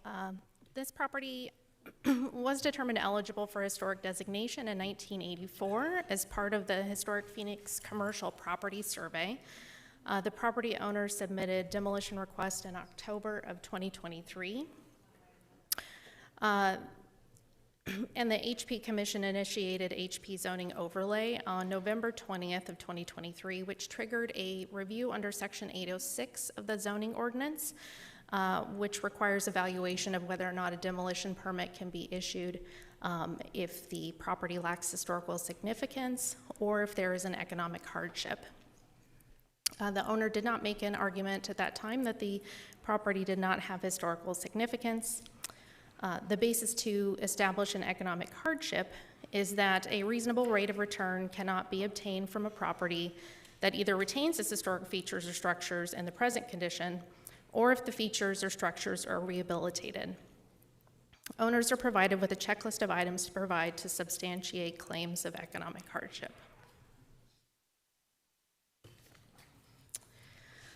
In order to establish that a reasonable rate of return cannot be obtained if the property is rehabilitated, a cost estimate can be performed by a licensed professional. This is just an example from another property to give you an idea of what this might look like. These assessments prioritize rehabilitation scopes of work and provide estimated costs. Interior renovation costs can be established based on occupancies such as assembly, office, etc.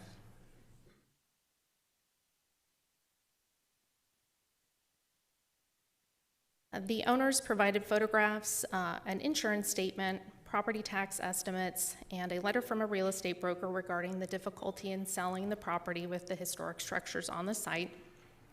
They also noted a verbal cost estimate from a general contractor with a rough estimate of $10 million for rehabilitation, and also provided some articles regarding collapses of lamella roof structures in other buildings across the country. However, the owner did not provide information regarding return on investment in the case of rehabilitation, which, as noted, would require estimates from a licensed professional.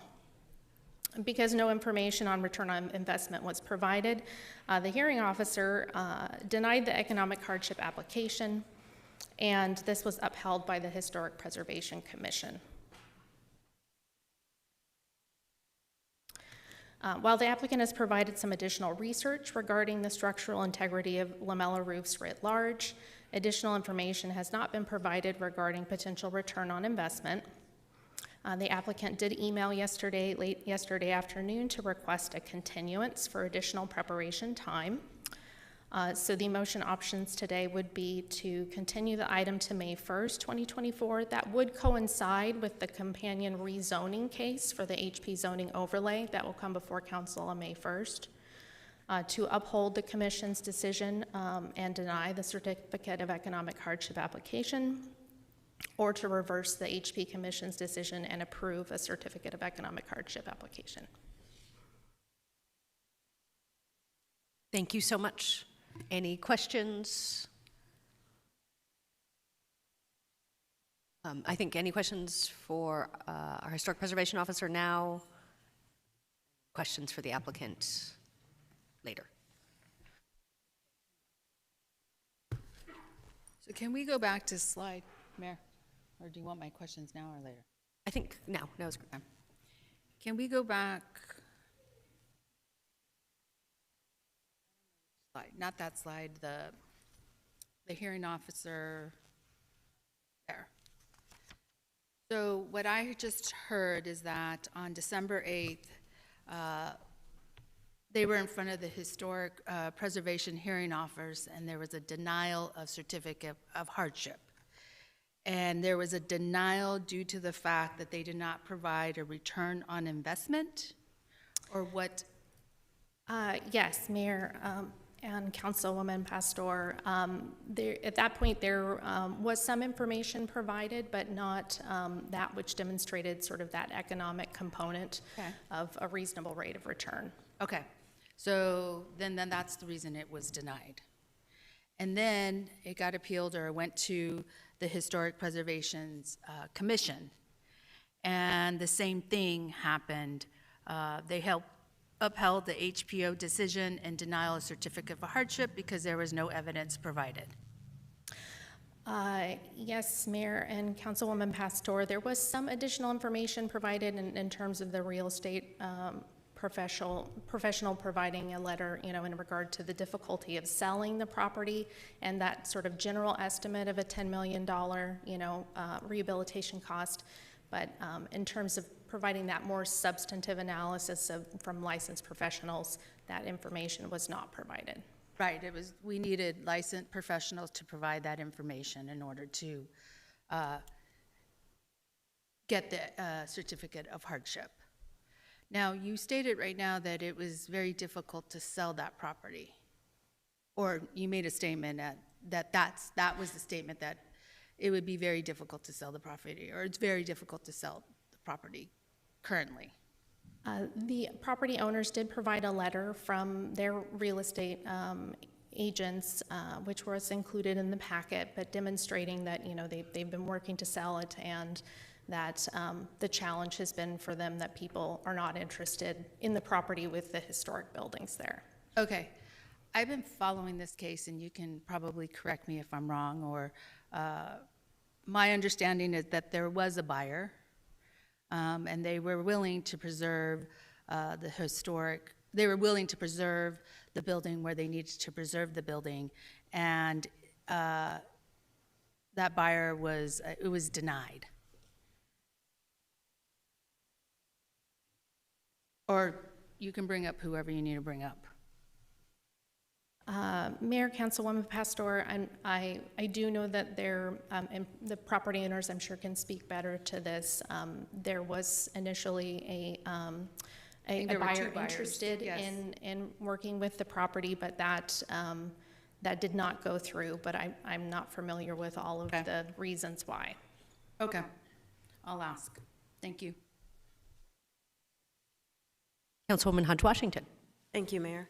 I just want to clarify, it's more so on, it's the slide before this, what a typical report would look like of some sort. It's my understanding that although we have received some information from the property owner, we don't have information that shows the total investment would not yield a return on what you would expect to make from that property. Is that kind of where because this one shows, for example, demolition, repair, the steps needed to bring this property back into an operative state. Yes, Mayor and Councilwoman Hodge-Washington, that is correct. And these kinds of studies would analyze sort of the cost associated with rehabilitation, which could then be used to analyze, that in comparison to what the return would be, based on a rehabilitated building to establish if that cost is above and beyond what you could get in return for that investment. And I would presume that the rationale behind ensuring that a licensed professional provides some type of documentation is so that you don't have to simply take, and you have a neutral determination or evaluation of the actual property. Yes, that is correct. Is there anything else any other purpose that you believe that this requirement serves?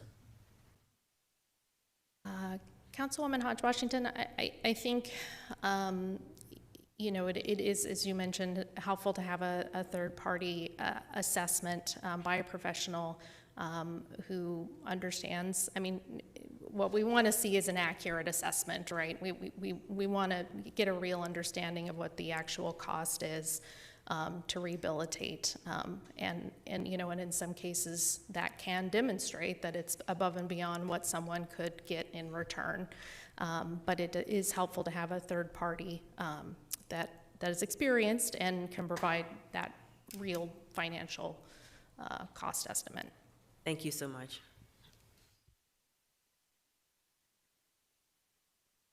Thank you. We will go ahead and welcome up the applicant for a presentation of up to 5 minutes, and then you can have one or more speakers during the 5 minutes. Anyone who doesn't speak during the 5 minutes will have 2 minutes to speak during public comment. I believe Marilyn will be presenting.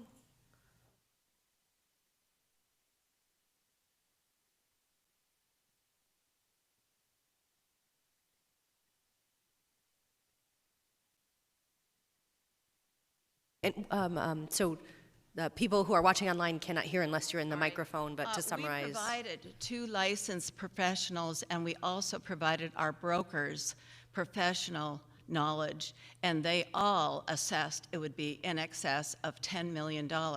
We thought that would be enough.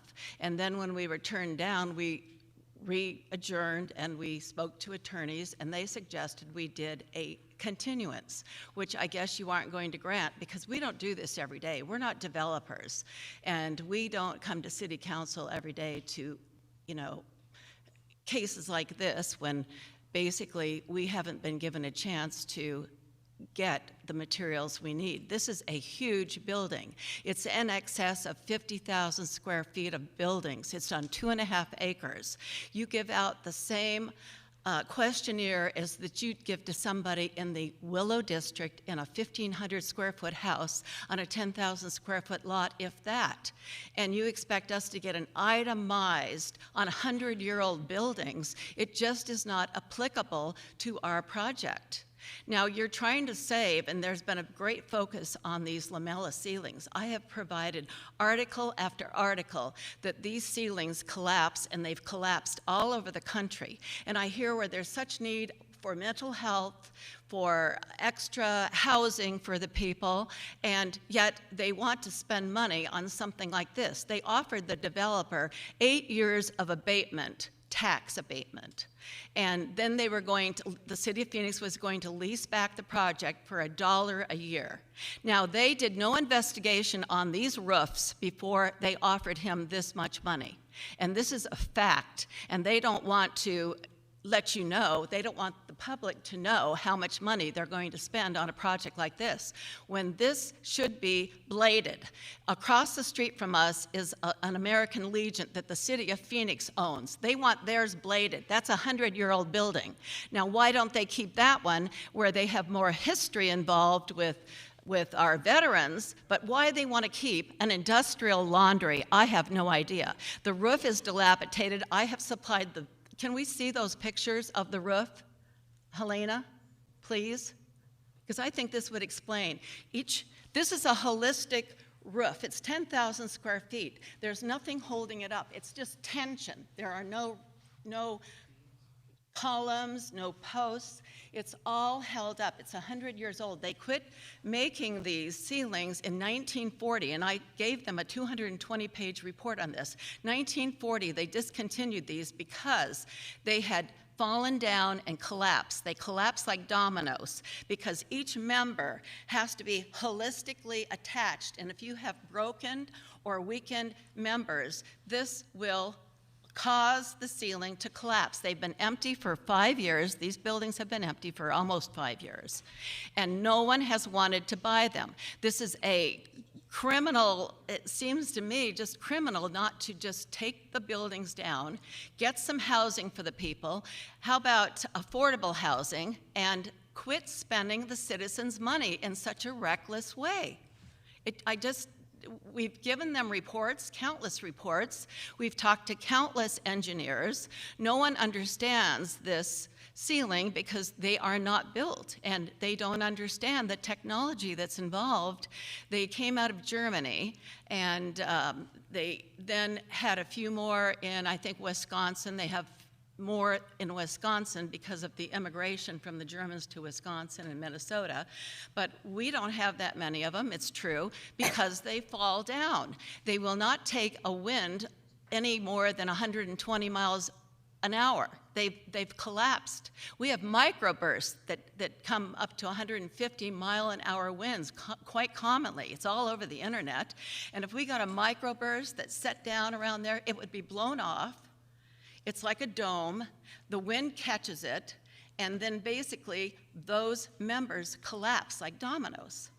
And people don't understand this. We've tried to tell the Historic Society this is basically not worth keeping. And this is the way money is being spent. 8 years of tax abatement dollars. Do you know how much that is when a developer comes in and does a 2.5-acre project? He just felt like he spent a lot of money investigating. He did not have a structural engineer, though. That was never done, and that's a fact.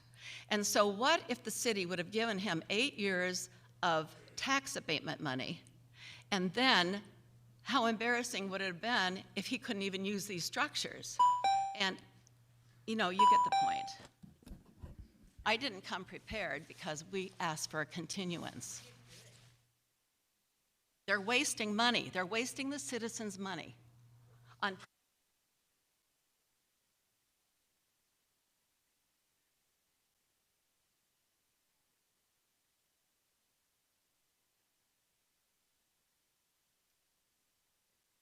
Councilwoman Pastor has a question.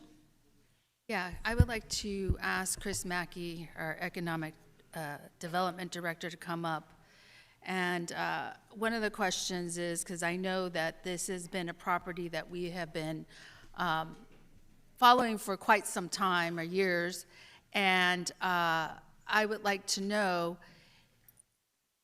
this property, I guess I would like to know the economic development force around this property, and if there's the possibility to find a buyer for the property. Mayor, Councilwoman Pastor, I'd be happy to provide you the information that I'm familiar with. As you look at this particular property, as Ms. Reuter has noted, it's one of the few remaining lamella roofs in Arizona. I've toured the building any number of times with both Mr. and Mrs. Milam, and then with a potential buyer. We had a potential buyer, thank you. We had a potential buyer coming in who entered into a contract with the Milams to purchase the property. Their plan was to preserve the buildings and leave the buildings so that they could be accessed by the public, and they would then add additional high-density residential that surround the particular properties. In fact, the buyer, I worked with the Milams, and I'm not repeating out of school, I was actually in a couple of meetings where it was discussed with both of them in purchasing the property. This, of course, as you know, was a former industrial laundry, and so there was some question about the environmental soundness of the property. The buyer did ask for some additional time to get additional environmental work completed so that they could satisfy their lending requirements and move forward. They were working with the EPA on this particular solution to get the certificate of cleanliness from the EPA, or to receive information on the additional testing that needed to be accomplished to get that. The Milams chose not to allow them additional time to get that done, and so they did withdraw out of their offer on the particular property, and they already had gone what we in real estate call hard with some money on that particular property. And I know they were very interested in developing on that location.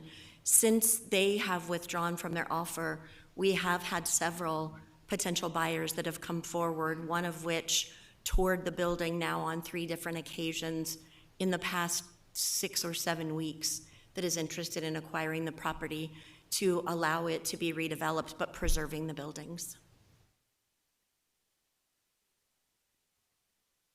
You do get an additional 2 minutes. But I think you not right now, because Councilwoman Pastor has the floor, unless she. Okay, so this is, you want your rebuttal now? All right, that's time for 2 minutes then. Okay. I met Chris Mackey, and you remember you said, "Oh, we have deep pockets. We're going to give a lot of money." That's yes, exactly that's what exactly you said. I what was you there said. too. We have deep pockets, and we're going to give these developers lots of money. I have you on recording too, basically on a telephone call. It is true. Chris Mackey. So we have deep pockets, and we have a lot of money to give to these developers, and we can forgive all kinds of codes and everything else. I just love these buildings. I see them outside my office. These are my favorite buildings in the whole city. Yes, well, that you agree with that. Well, this is exactly what you told me. The developer kept us under contract for 2 years, and I wish our agents were here, because they would tell the truth. And basically, they would extend and extend. They'd miss their payments. And we just said, we don't want to do this anymore. We want to sell our property. And so that's when we asked for a demo permit, because we tried to work with the city. And it was not working out. And they were all working together, Chris and the zoning lawyer and the developer. And the developer just, his money was drying up. He had bought another property in the warehouse district, and we have a no further notice from the EPA, and you know that. You have seen it. I can show it to you right now. No further action. We have done everything we needed to do to comply with anything. That took us years before. Would you like to see it, Chris? Would you like to see the letter? I have it on my phone. How come you don't answer me? Yeah, exactly, because it's the truth. We are having lies presented here, and this is disgusting, the way they are wasting the citizens' money. Nobody cares about what these ugly, will you please show those broken members? Helena, please show the broken members of In the roof. Yeah, please show the other pictures. I sent them all to you. Please show them. And so these people can see what they want to save, which is not going to be even doable.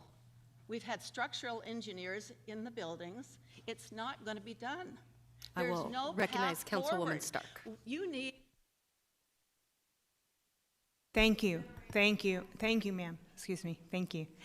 Actually, I have a question of you. Deep breath. So you asked for a continuance. What would you do with that continuance? What do you hope to achieve if we continue this? If they want us to do some sort of we have to get somebody like these professionals that tell us it's going to be in excess of $10 million. That's going to be a huge feat because they want an itemized. Will you please show those other pictures, Helena? Please show those pictures. I can show them on my phone. Excuse me, ma'am. I mean, they're not telling you the truth here. I know, I'm asking you the questions. Okay, so we were going to get, our attorney wanted us to get more time, get a continuance, because we are getting an attorney involved. We have been talking to attorneys, but he thinks this is so disgraceful and disgusting, he said to come in and get a continuance. And we would try to provide you with our hardship. We've been paying for 5 years. We're in our 70s. This is our retirement. It has drained us. We pay the taxes. We've paid the utilities. We've kept the building up for 5 years. Thank you. We are done. Thank you. So let me We ask. want our own. Thank you. Thank you. And God love you that you're in your 70s. You guys look great. So I do want to understand if we ask for a continuance, and it's not in my district, so it's not up to me, but if we were to ask, is there a way we could achieve some kind of compromise in your mind, Helena? Mayor, Vice Mayor Stark, compromise in terms of the level of documentation to be provided?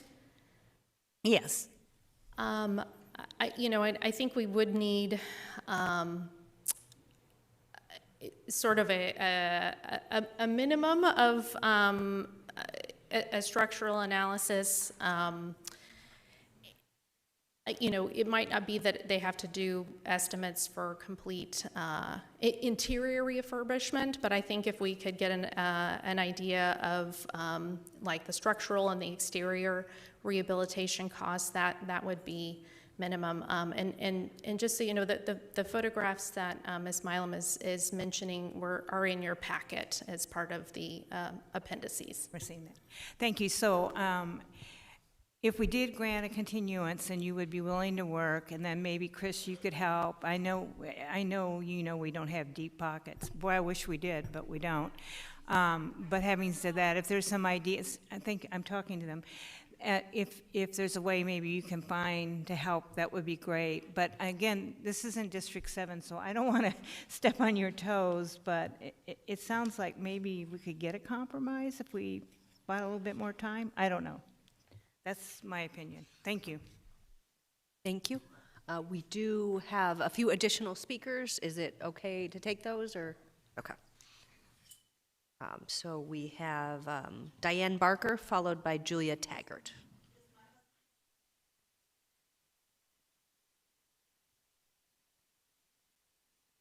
That as no? Diane Barker has the floor. Thank you. I'm in District 7, Diane Barker.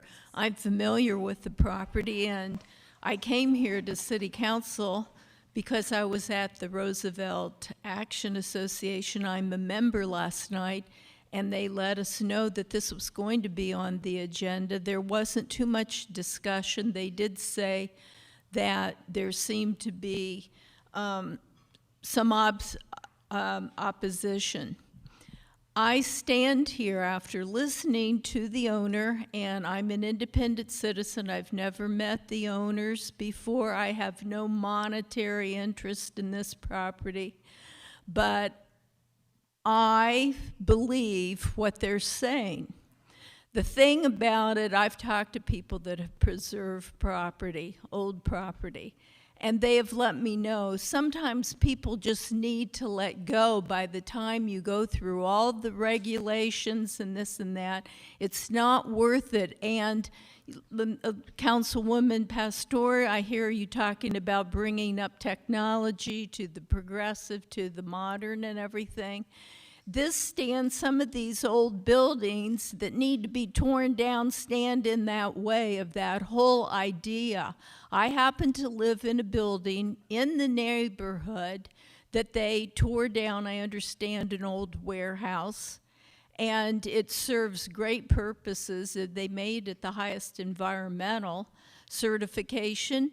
And my bill there, and I live on the top floor for 800 feet, was only $16 when I moved in, and now it's $39. You know, this is for my electricity.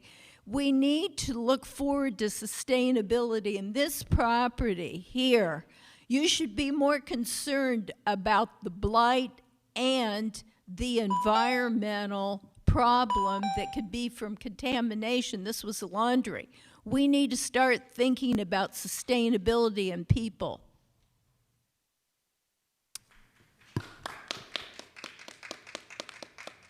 Julia.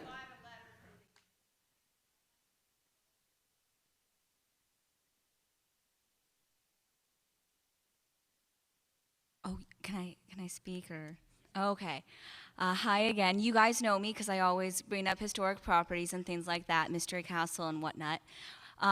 This does have value, and I do think it can be restored. There is a trend going on, not just in the city of Phoenix, but in the city of Tempe, Mesa, all over, where people are taking historic buildings like this, and they're renovating them, they're preserving the historical elements, and they're making something into it. I know in Tempe, the Tempe bread mill that you would always see that's been abandoned for decades, they're going to make a restaurant into it, and they're going to preserve the historic elements. I know in Sunny Slope in District 3, the Arbor had been there for, I think, since the 1920s, and Osos bought it, and they took the time and they took the years to preserve the architecture and to make sure that it was architecturally safe and that it was historic. And it looks just like it did in 1920. They just painted it, they added their logo. They even worked with the Historical Society to do a timeline of the Arbor inside, the history of Sunny Slope. So there are businesses that are willing to work to save historic properties and make them into something better. This is my time to speak. Can I please speak? Thank you. I understand that. I really do, and I empathize with them. But if we keep tearing down historic buildings, we will have nothing to look forward to in the future. We will have nothing to show anybody. And this building is over 100 years old. There are stories with it. There are people who worked in it. That might be their entire legacy. I drove by the building. You can see the Art Deco elements. When you're driving to here, you can see it. The sign is beautiful. Everything is still beautiful. It looks gorgeous to me. I'm not an engineer, so I can't say if it's structurally safe. But I do think that there are elements that we can preserve, and we can try and find a buyer for it. We just don't have to demo it. I mean, it is one of the remaining Art Deco buildings we have left in the city of Phoenix. It could be a restaurant, it could be an art space, it could be a studio, whatever, but we can save it. We have time, and I know that the owners want to demo it, but we can't. We cannot let more historic properties get demoed when they can be saved. I'm not going to buy it, but you can't just expect everybody to go agree with you. All right, Craig can have 2 minutes on the condition that you remember we do not do personal attacks. No personal attacks. Craig, you have 2 minutes. I wasn't really prepared to talk. I didn't think I was going to talk today. But yeah, my dad worked from 1956 until 2019, I think. No, I worked till 2019, then I retired. He worked until about 1995, I believe. And we always believed in the American dream. We always thought that the private property that we bought was our private property, that we would take good care of it, that when the time came to sell it, that we could sell it without being encumbered in ways that go way beyond the constitutional rights that every American citizen has. That's our point, is that this is unconstitutional, absolutely. It's a taking of our property rights. I can tell you I worked hard, like basically 365 days every year, for years. It's a hard industry, this linen service industry. All the companies that we were competing against were big national, regional companies, not little Phoenix-based companies. It took a heck of a lot of work to give customers, our customers, better values, so even though we had that disadvantage, we couldn't serve their properties in Los Angeles and Santa Fe, New Mexico, and just any place you could mention, we couldn't do that. We had to rely on the business of the Phoenix area businesses and Tucson. And we did a good job, and we worked really hard at it. Way harder than you'll ever work at it. And I deserve, and my wife deserves, and when we got married, we were talking about the future. We were talking about when we retire. And we were talking about how hard we were going to work and that we were going to enjoy our lives. We were going to enjoy playing, we were going to enjoy working. And we weren't talking about the government was going to get in the way and take from us. We never, ever, ever thought that would happen in this country. We never, ever thought that would happen in this city. We never thought there would be people like you in the city who were managing the city government like that. Close the public hearing. Councilwoman Ansari. Thank you, Mayor. I have a number of questions for staff. Just for the sake of reiterating the process that's been ongoing, can you talk a little bit more about how long this process has been going on and what information was provided to the Milam family about what they needed to do? Yes, Mayor and Councilwoman Ansari. So as I mentioned, when the commission initiated the designation in November, that sort of launched a dual track process of both this economic hardship case as well as a companion rezoning case. Under Section 806 of the zoning ordinance, this economic hardship hearing, we do provide a checklist that was also included in the appendices in the council packet. But there are items to complete, and again, really the crux of it is this reasonable rate of return. And so we worked with them in talking about getting some information from their real estate professionals in terms of the first bar, which is, can you get a reasonable rate of return on the based on what it is right now? And they did provide a letter in that regard to, provide some additional information. And it was the second part, though, of sort of investing the funds for some professionals to come in that gave them some pause in terms of, the sort of the outlay that would require. So we in between the hearing officer hearing and the HP Commission, we've been working with them, and they have provided additional research, like I said, about lamella roof construction. But there just has been some hesitancy to hire professionals to come in and do that documentation. Okay, so would you say they've kind of repeatedly refused to provide the documentation that is our typical process that we do every time we go through a case like this? In terms of when it was held before the commission, the commission did ask, whether or not they would be interested in a continuance to provide that additional information in terms of rate of return. And at that point, they were not interested. And so the commission at that point upheld the denial decision. And one more time, what month was this? That was in January. January 8th was the commission upholding the December hearing officer decision. So the appellant at that time refused wanting a continuance for this? That is correct. Okay, so when was this particular continuance requested? Yesterday at about 5 p.m. Okay. And then there was a comment made by the appellant, quote, we've given countless reports. Is that the case, or can you talk more about that? Sure, Councilwoman Ansari. As I mentioned, they did provide some different articles and some academic scholarship about lamella roofs. In addition to the letter provided, the real estate professional did note that they had, someone walk the property and gave sort of a ballpark estimate of $10 million. We haven't seen any other documentation from a licensed professional actually evaluating this building or this property. Okay.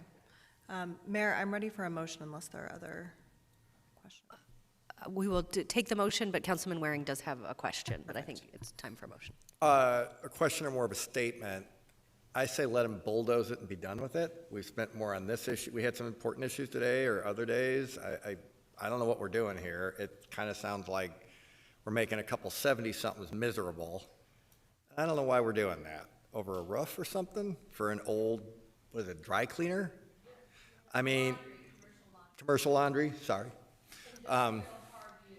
I just, at some point, I've heard this. We haven't had one of these in a while, my 12 years on the council, but we tried to preserve old banks. I think there was an old, maybe it was a Bashas we tried to preserve.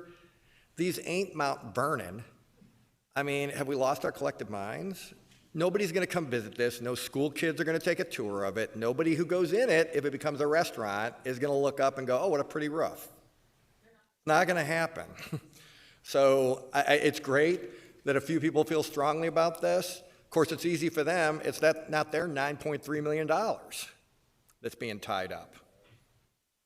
It's easy when you're in the cheap seats and you got no skin in the game. But for them, the rest of us can say, oh, it's a pretty building. You know how many times I've driven by that building? Thousands. You know how many times I've noticed it? No offense, none. Absolutely none. I've been in that American Legion. Like, what are we doing? Let's put this to rest one way or the other, but it's a little dispiriting. I get that they were talking over people and so forth. You shouldn't be doing that, but I get that they're frustrated. I would be too. Hell, I was frustrated just listening to it. So I guess just either be done with it, continue it. If you can work it out, great. But I really think we should take a long, hard look in the mirror about some of this stuff. We haven't had one of these in a while, but we have had them in the past, probably pre-COVID than the last one that I can actually remember. I mean, is this what I got in this business for? It doesn't seem like it to me. Thank you. Councilwoman Ansari. Thank you. While I do have sympathy for Mr. and Mrs. Milam, I completely disagree with Councilman Waring. I think historic preservation has been a big priority for the city. It's been one in our budget. It's been one in the GO bond. And we need to remain consistent in these processes. The only evidence that has been supplied in this case has been anecdotal, and that does not fit the criteria for overturning the historic preservation officer or commission's rulings. From the responses we heard from staff, the applicant's also been, or the appellant has also been refusing to provide what is needed. And again, that is a process that we do in every single case. If that evidence had been supplied, this may have been a different case and I could have supported the appeal, but I do truly believe these buildings are worth saving and will make an incredible space for the downtown community to gather in. While I will be denying this appeal, I'm committed to working with our Economic Development Department to find a buyer who wants to utilize these beautiful historic buildings as soon as possible so that Mr. and Mrs. Milam can move on from this property and enjoy their retirement. And with that, I move to uphold the Historic Preservation Commission's decision denying the certificate of economic hardship. Second. We have a motion and a second. Any final comments? Roll call. Ansari, Yes. Guardado, Yes. Hodge Washington, Yes. O'Brien, Yes. Pastor, Yes. Robinson, Yes. Waring, Stark, Gallego. Yes. Passes 8-1.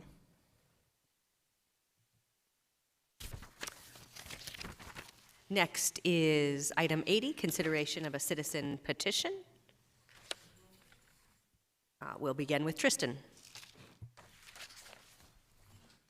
Thank you for considering Arcadia Camelback Mountain Neighborhood Association's petition. This action is taken on behalf of neighborhood groups, individual citizens, attorneys, ZHOs, and yes, even Board of Adjustment members. Wrongdoing has taken place with the Board of Adjustment members. We know this via the admission under oath of Board Member Ammond, who expressed a desire in his testimony for regular training as a way of preventing future wrongdoing and maintaining equity and procedural fairness.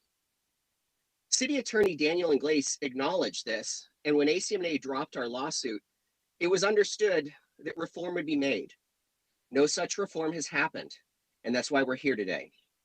I appreciate staff's commitment to implement training on March the 7th. and a promise to provide annual mandatory refresher training. Your board wants to do their job well, and your community supports this. This training must be thorough.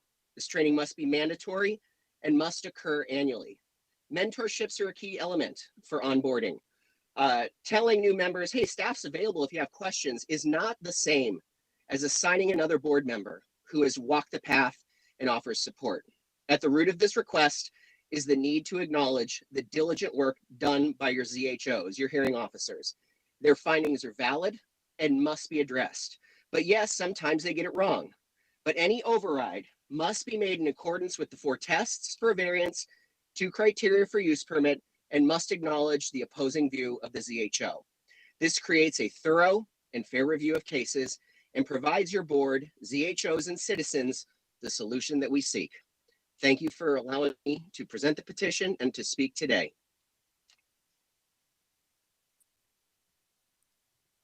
Thank you. Not seeing a motion, we will go on to public comment. Will the city attorney please introduce that portion? Yes, thank you, Mayor. During citizen comment, members of the public may address the City Council for up to 3 minutes on issues of interest or concern to them. The citizen comment session is limited to 30 minutes. The Arizona Open Meeting Law permits the City Council to listen to the comments but prohibits council members from discussing or acting on the matters presented. Thank you. We'll begin with Brian McCarthy, followed by Troy Wood. Good afternoon, Mayor and members of the City Council. Thank you again for this opportunity to speak with you. My name is Brian McCarty, again, quietskiesgoodyear.org, and I live north of the Phoenix Goodyear Airport. That airport is owned by the City of Phoenix. Regardless of when this airport was built, we were here before one of the largest flight schools in the world moved into the Goodyear Airport. And we don't deserve what is happening to us and what is happening to our property values. Would you want to live in a neighborhood where low-flying aircraft fly over your rooftops 18 hours a day, 7 days a week? The noise is unbearable. Let me switch to safety. On February 2nd in Clearwater, Florida, tragedy struck a populated neighborhood when an airplane just like the ones flying out of Goodyear crashed and killed innocent people in their home. The day of that accident, we wrote you a letter warning you of how dangerous the Phoenix Goodyear Airport and the surrounding airspace is. What we were trying to convey to you in that letter is that aircraft flying over our neighborhood north of Interstate 10 that experience an engine failure have nowhere to land but a populated neighborhood. Come on out and see it. We invite you to come see this every single day. Hundreds of aircraft that if they have an engine failure, just like the one that happened in Goodyear last week, they will not be able to land at an airport. Just a few days later, like I was talking about, February 10th, 7 a.m., it happened in our historic Goodyear neighborhood, sending 2 of our residents to the hospital and destroying their vehicle that they go to work in.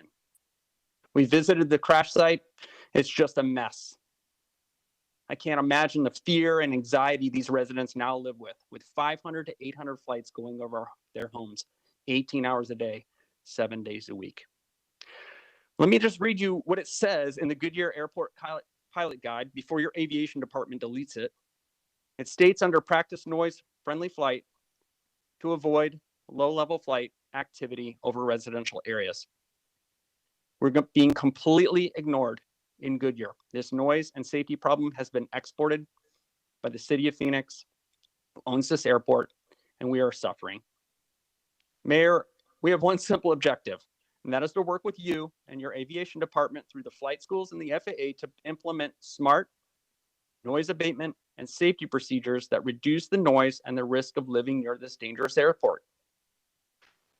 This airport had 25 aircraft at that flight school a year and a half ago. Now it has 94. We're encouraging these pilots to fly south of Interstate 10, fly at higher altitudes, and balance the amount of flying done at the Goodyear Airport. Everything we've asked the FAA and your aviation department to help us with, they've done the opposite. Thank you.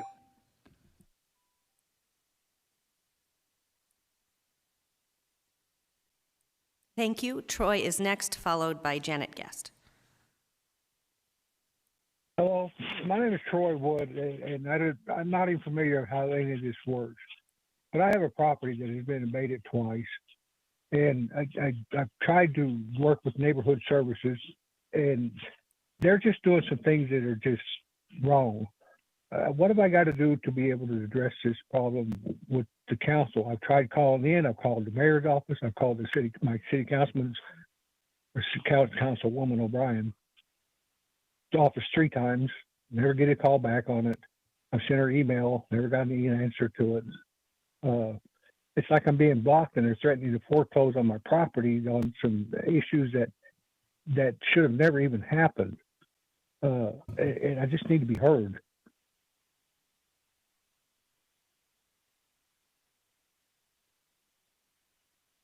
Hello? Hello? We can hear you. We cannot have a dialogue during this time period. That's what when I called in, they told me I'd have to go this route.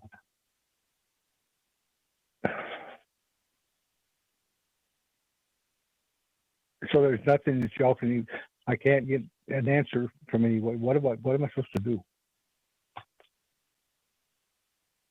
Mayor, sorry, could I get his Councilwoman contact information from you so we can contact him after the meeting? Okay, so we'll follow. Councilman O'Brien will follow up after the meeting. Okay, thank you.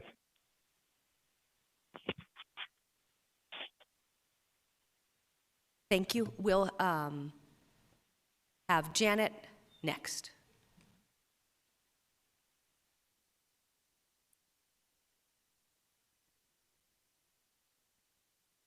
I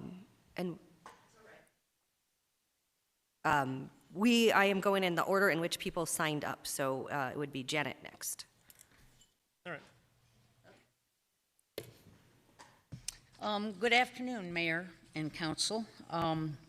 My presentation actually was going to follow Jason's, but that's all right. My name is Janet Gast, and I am the current president of the Cave Creek Women's Golf Association. Our women's club was formed in 1983, the same time Cave Creek Golf Course first opened, with an official membership of 120 women, and grew to as large as 200 members by the mid to late 1990s. We still have over 60 members and host competitive weekly events and tournaments. One of our league's goals has been to grow the league back to some of our original numbers.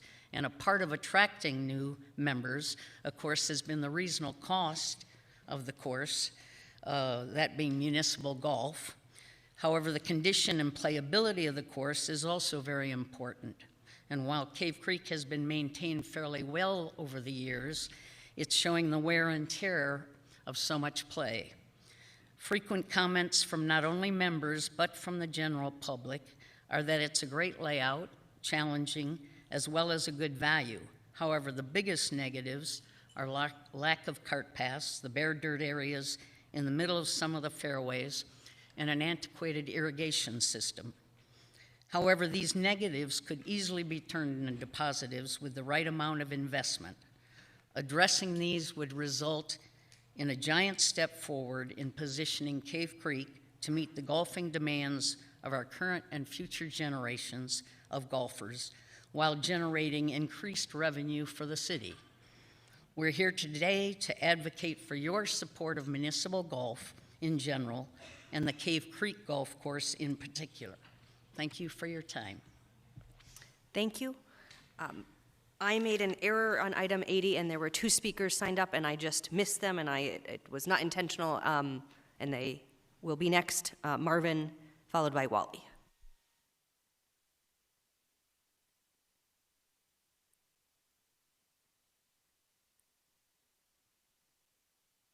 Well, I lost track of my notes here, Mayor, but I'll be right with you. Give me 2 seconds. If you want to go, have someone else go next, we can come Here back to we you.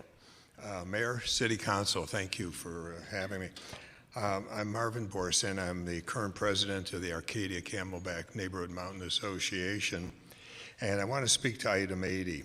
First, we thank Tristan Chaub for his tireless efforts that bring us here today to refer and speak to 80. An electronic sign application which exposed this problem of training for the Board of Adjustment members. Our voluntary neighborhood association funded the suit that brings us here today to speak to this. Our concern is that the 4 steps of review are met each time that an item is brought before the Board of Adjustment. I believe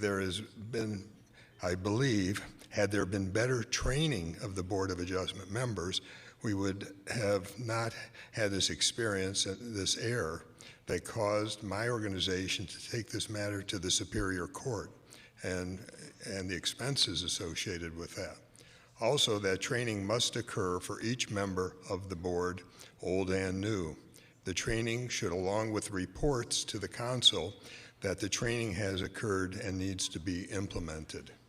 Thank you for seeing to this. Thank you. Marvin is next, followed by Cameron.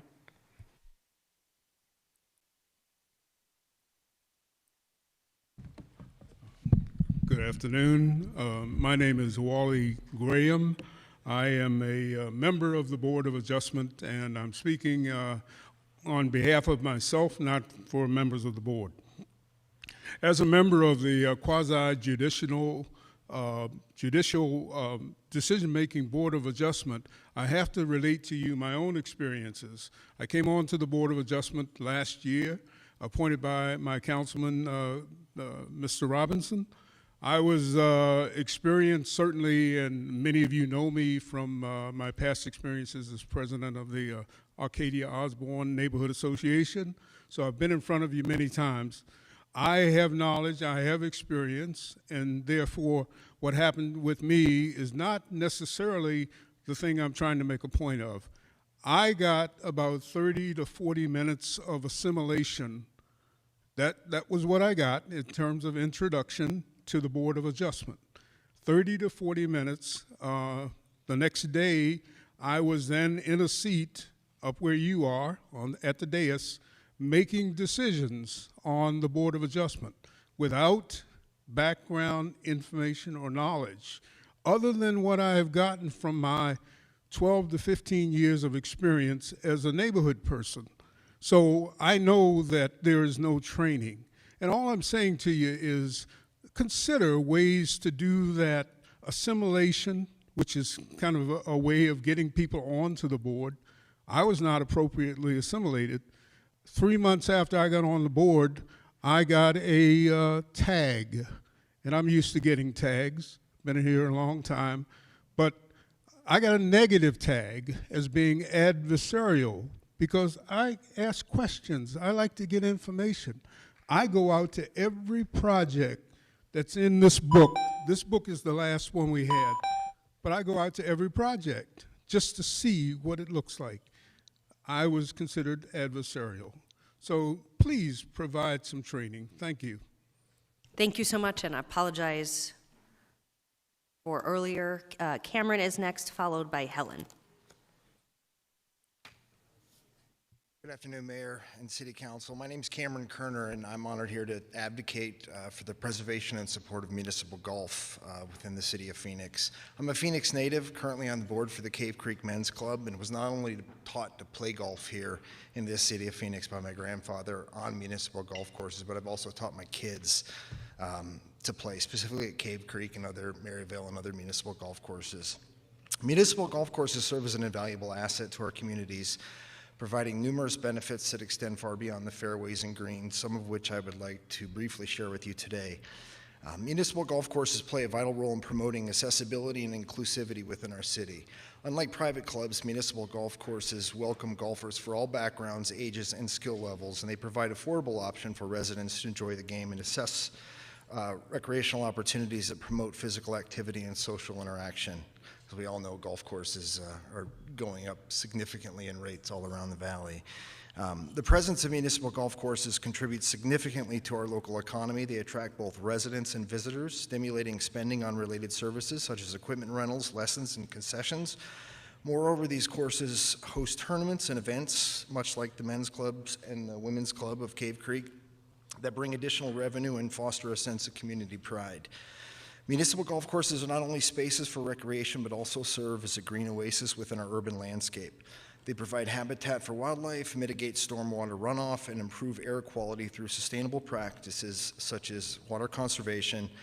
These courses can further enhance the environmental contributions and serve as models for responsible land management. Beyond recreational play, municipal golf courses provide valuable educational opportunities for residents of all ages.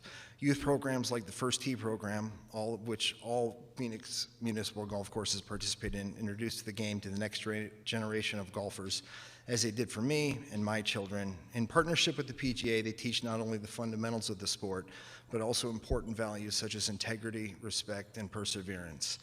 In conclusion, municipal golf courses are essential components of our city's recreational, economic, and environmental fabric. By investing in and supporting these valuable assets, we can ensure that future generations to benefit from the myriad of opportunities they provide. I urge the City Council to prioritize the preservation and enhancement of municipal golf for the betterment of our community as a whole. Thanks for your consideration.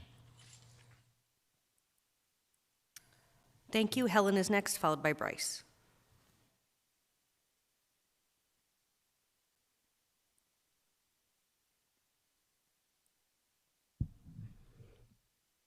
Hi everyone, this is Bisan from Gaza, and I'm still alive. These are words that I hope to continue to hear every morning. Members of elected, hello members of elected that have been elected to serve constituents. There will be no business as usual today. My name is Helen, and I stand before you as an educator and a human being. I stand here in solidarity with the people of Gaza, Rafah, to call for an immediate and permanent ceasefire, as other cities have done. I also call on severing any training, funding that Phoenix PD does to cross-train with the deadly IOF. You continue to spend constituent money to displace over 2.3 million people multiple times over the last 4 months. Over 30,000 people are dead. This includes 12,000 children, with over 7,000 missing. Never in my life would I have imagined to bear witness to the atrocities of genocide. Bodies strewn, children maimed, fathers digging out their loved ones with nothing but their bare hands. I call the name of Hind Rajab, who is only one of thousands of children martyred with our tax money. May their souls rest, as I urge you to consider that your names will be etched in history forever as supporters of genocide and deniers of truth, which is a history that cannot be hidden, as well as the one that started way before October 7th. This history fails to identify legitimate Zionist terrorist threats, such as the use of military chemical weapons at Columbia University. I want to make two things clear. Zionism does not equate to Judaism, and terrorism is very clearly the continual withholding of food, aid, and water under Israeli apartheid. Mayor Kate, you should be also ashamed of yourself to have snipers stationed on Martin Luther King Day. That was very embarrassing. I yield the rest of my time. Bryce is next, followed by Diane Barker.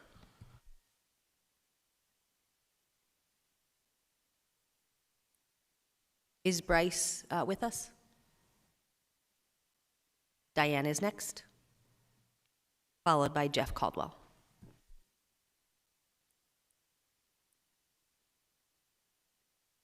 Thank you, Mayor and Council.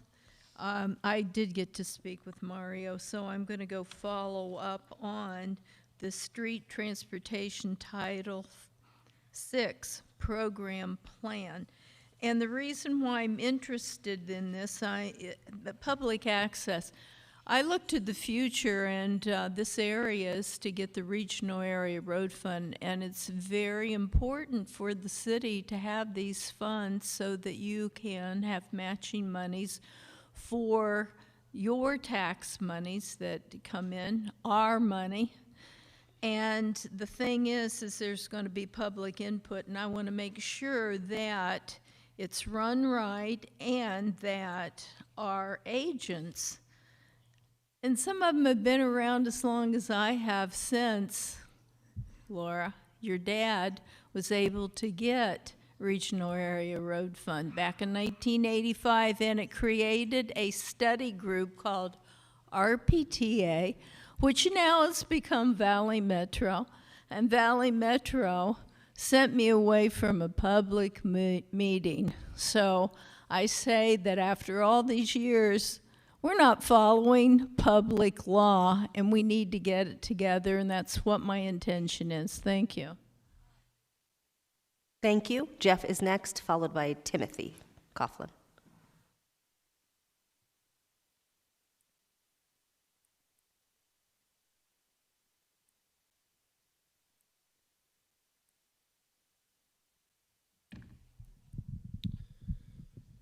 Mayor, Council, according to Arizona Ombudsman's guidance and the Attorney General, the Council and individual members have the ability to respond to criticism during public comment. But with that being said, Mayor Gallego, your Twitter account posted 20 minutes ago, so I'm not sure if you're on Twitter or your staff is, but it says you passed several important items. So I don't know if it was you or not, but if it was you, I would say that would be disrespectful of our time here today. Now getting back into Councilwoman Pastor's comment about smart cities, the implementation of smart cities will never be over because technology consistently advances, and the city will need to continuously implement the advancements until our freedoms and liberties are stripped away in the name of safety. Getting into the policy that you guys voted on, I understand it's not technically a city policy. It's a grant that has strings attached. It was item number 58 today. This is a quote from the agenda. Quote, "The V2X, which is Vehicle to Everything Grant, is a new funding program under the Bipartisan Infrastructure Law, which was signed into law on November 15th of 2021. The V2X grant offers private, public, and academic partners an opportunity to accelerate and spur new developments in vehicle to everything technologies. The initiative is focused on road safety, mobility, and efficiency through technology that enables vehicles and wireless devices to communicate with each other and with the roadside infrastructure and private warnings." So I do greatly appreciate Councilwoman O'Brien getting into the weeds on that, because that's what my concern was, is the communication between the vehicles and everything else. And that's when, once you get this all connected in the future, even if the technology may not exist today, the government would have the ability to then override people on the streets when they drive. And my concern is that implementing this policy will not enhance the safety of roads. It'll only report back how bad the roads are. And we don't have enough police officers to enforce the regulations needed in order to actually make our roads safer. So with that being said, I think it's really important to understand that Benjamin Franklin once said, "Those who give up essential liberty to purchase a little temporary safety deserve neither liberty or safety." Thank you. Timothy is next, followed by Jason.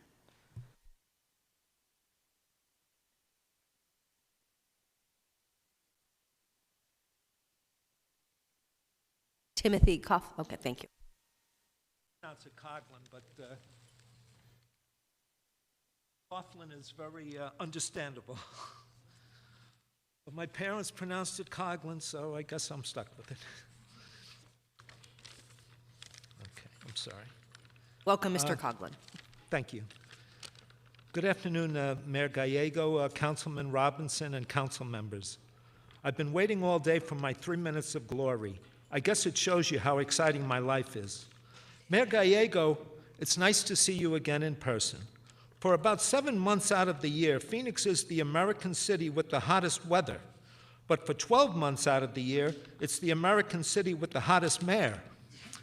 Despite my general admiration for you, Ms. Mayor, today I wish to express my disagreement with you on the issue of the 30 by 30 plan, whereby, as I understand it, the goal would be to have 30% women in the recruit classes by 2030.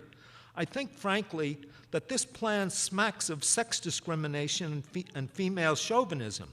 It implies that females make better police officers than men. If that be true, does that mean that the eventual goal will be to have an all-female police force? That would seem to be the logical extension of this plan. Also, I would say that it's not male chauvinism to say that it seems evident that, unfortunately, much of a police officer's job entails the use of physical strength. For instance, what happens when a cop comes upon 2 men raping a woman or 2 women? What if the female officer or officers are not strong enough to get the rapists off the woman or women? Either the rapists are not deterred, or the officer has to pull a weapon. Or are you going to team a woman with a man who would then be expected to do the lion's share of the grunt work? I think that the law enforcement managers should be able to come up with objective standards that either a male or a female must fulfill, rather than to adjust the standards so that more women could fulfill them. In my hypothetical, if 2 women are being raped in an alley by 2 men, I'd guess those 2 women would much prefer that the police who answer that call are 6'2" and 210-pound men, rather than 5'2" and 130-pound women. I think that it would be better to appropriate a certain amount of money to advertise the job to young women, with veteran female police officers doing commercials and/or going to schools to encourage young women to consider a career in law enforcement. Thank you very much. Thank you. Jason is next. Jason Glad, followed by Eric.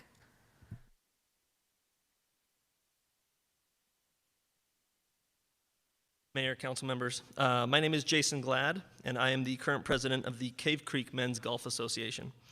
Myself, along with Cameron, who you heard, and Janet, we are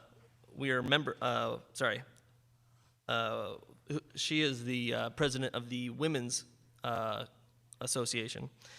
Most of you know that Cave Creek Golf Course began as a landfill reclamation project.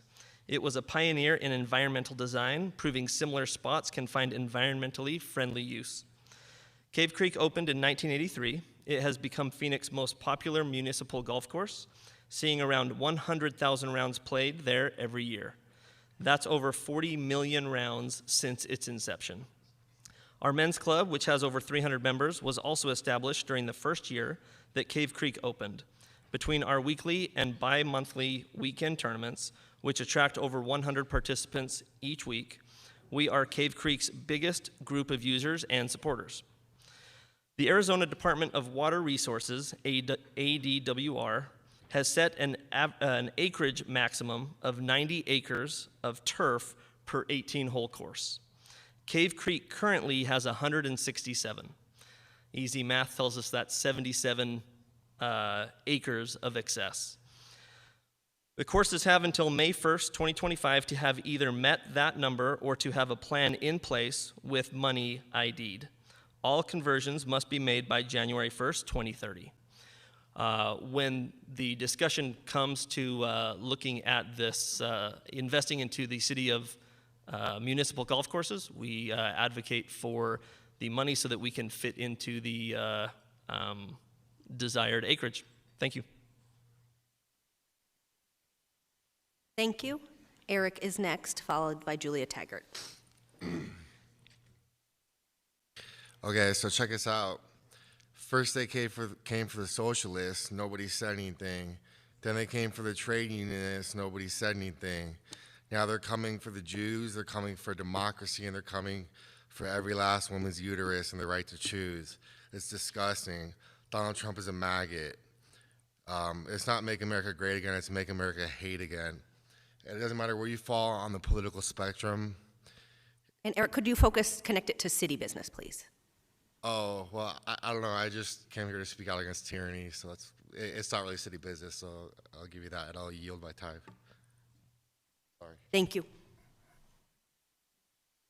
I just understand we are supposed to focus on city business. Okay. Mine is city business, and also my name is spelled with an A. It's Taggart. I saw that it said E. Just want to make that clear. Mine is just to let the City Council know that Wallace and Ladmo, the show, is going to turn 70 April 1st, 2024. I think some of you would remember Wallace and Ladmo. I know in 2019 you guys did a proclamation. I think it would be great to do something like that again for the 70th anniversary, since most of the cast is still alive. I know Wallace has passed, Ladmo has passed, but Pat McMahon is still alive, Kathy is still alive, even the cartoonist who did the show. And Wallace and Ladmo was an institutional thing for anybody in Arizona, especially in Phoenix, since the show was shot here in Phoenix. And every kid wanted a Ladmo bag, and they did so much for the community. And I think it would just be great to honor them with something. I know that the zoo has a sculpture. I know there's a mural where they used to have the studio, maybe a street name, maybe a proclamation, just something to honor the 70th anniversary, because it did have such an amazing impact on the city of Phoenix. We have Ladmo Park. We have, so many people who went into the city because of Wallace and Ladmo, and they would bring on, city officials, mayors, governors like Barry Goldwater. They had Muhammad Ali. Whenever a celebrity came, they came to do the Wallace and Ladmo show. And if you're young, I know I'm young, I was never on the show, I never got a Ladmo bag, but I know how important it is to the community, and it would be great to, do something to acknowledge it for its 70th anniversary. And I know you guys are very busy with other things, but just something, maybe an Instagram post or anything, because it was their entire life. It's going to be the longest running kids show ever. It was on for 35 years. They never took a vacation. They never took a day off. And they were dedicated to the community. And even though Wallace is gone and Ladmo is gone, it should still be honored and remembered for everybody. So that is all I wanted to say. Thank you. Thank you. We'll do Alondra Morales next. Is Alondra here? All right, we'll do Mr. Millam next.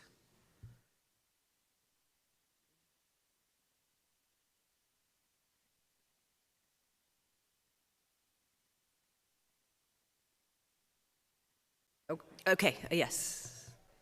We would. I want to mention that since they're bringing up politics, I wanted to mention that the Zollinger, you want to save this Zollinger lamella ceiling, and he was a Nazi sympathizer, by the way. Just, I want you to know that. But anyway, back to these ceilings, we do have pictures, and I don't know why the historical preservation did not bring the pictures in. I don't think they want you to see them, so I wish that you would really look at these pictures and look at that 220-page report and the other reports that I sent, where these are not ceilings that are sustainable. We had no idea ourselves until after the developer dropped out, because he couldn't get his funding, by the way. He couldn't get his capital funds. That's what he told us, and that's what he told our agents. So Ms. Mackey is not telling you the truth on that matter, and that really bothers me when people like her are lying about things that are misrepresenting, and I'm sorry if it hurts your feelings, but that is the truth. And we have a letter from the EPA, no further action, we don't have any problems. And for somebody to try to soil our reputations and soil our property just to diminish the property so the city of Phoenix can buy it cheaper, that's not right. And you really should read these reports. If you really want to do your jobs, look at all these reports about a lamella ceiling and all of the collapses. Do you want that on your conscience later on? Because it can never be certified for public occupancy. I've talked to enough engineers, and we've very much researched it, and you can look at those papers yourself and those studies, because it is not fit for consumption. The members have broken. When you have one broken member and one weak member, it could affect all the members, and they collapse. And look and Google for yourself. Riding rinks, they collapse. They collapse like dominoes. They crack, they collapse. The wind pulls them up, catches the wind, because they're basically domes, catches the wind like an airplane tip, and they pull up and they're pulled down and they collapse. So I don't know if you want to have it on your conscience, but basically they will never be used for any kind of public use. And that's what is so bothersome, that you want to put an overlay on something that can never be used. What's going to happen if you overlay it and you spend all this money and then you find out it can never be used? What happens then? Are you going to apologize to us when we have tried to give you these reports that verify everything? I mean, do you have any questions about that? Thank you. We have half an hour for public comment. If your name is not called, we will take you first at our next meeting. So we are trying to get a diversity of topics, so we'll go with Elizabeth as our final public comment.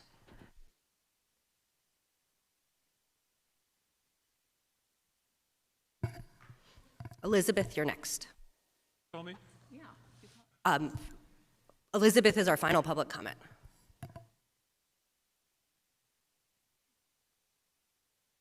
I appreciate that. I also want to give a shout out to Wallace and Lamo. I was on the show 2 times, and I received Lamo bags, and they were very good. We have a video of me opening everything. Anyways, what I wanted to say is that sometimes public policy that's shaped by what people consider to be morals doesn't have moral outcomes. Unfortunately, a lot of different ideologies that we carry from the past influence decision-making later on down the road, regardless of their connection to evidence-based practice. And one of the ways that I wanted to focus on this, I know it sounds like a strange comment, but one of the ways I wanted to focus on this is the perpetual exclusion of people who have substance abuse issues from shelters. A couple of years ago, some of you voted not to zone for the Andre House's shelter. And to me, it had a lot to do with, number one, the population that was being served, which is very low barrier, and also the way in which the Andre House, who's a very trusted provider, was going to run the facility, again, in a very low barrier way. It is extremely expensive to municipalities in the states to keep a person on the streets, regardless if you think that person is moral or immoral or should take responsibility for whatever mess they've made of their lives and just stay out there and die.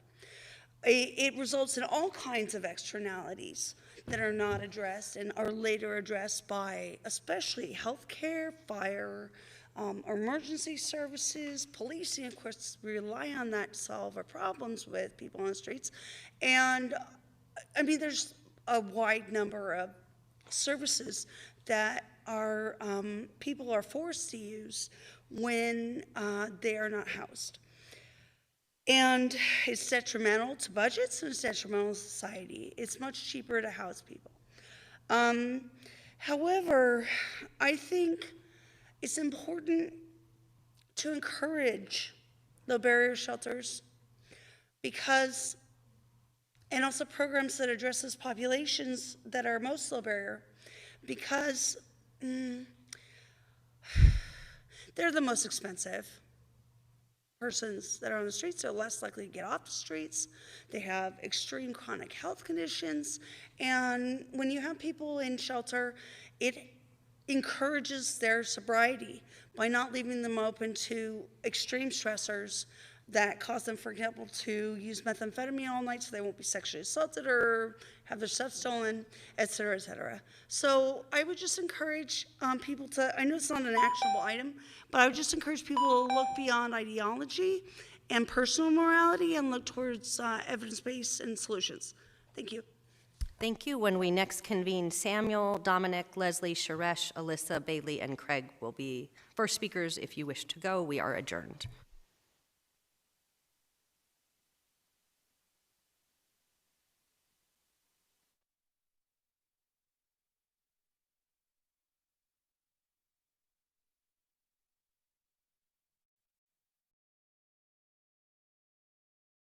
City Manager Jeff Barton, Assistant City Manager Lori Bays,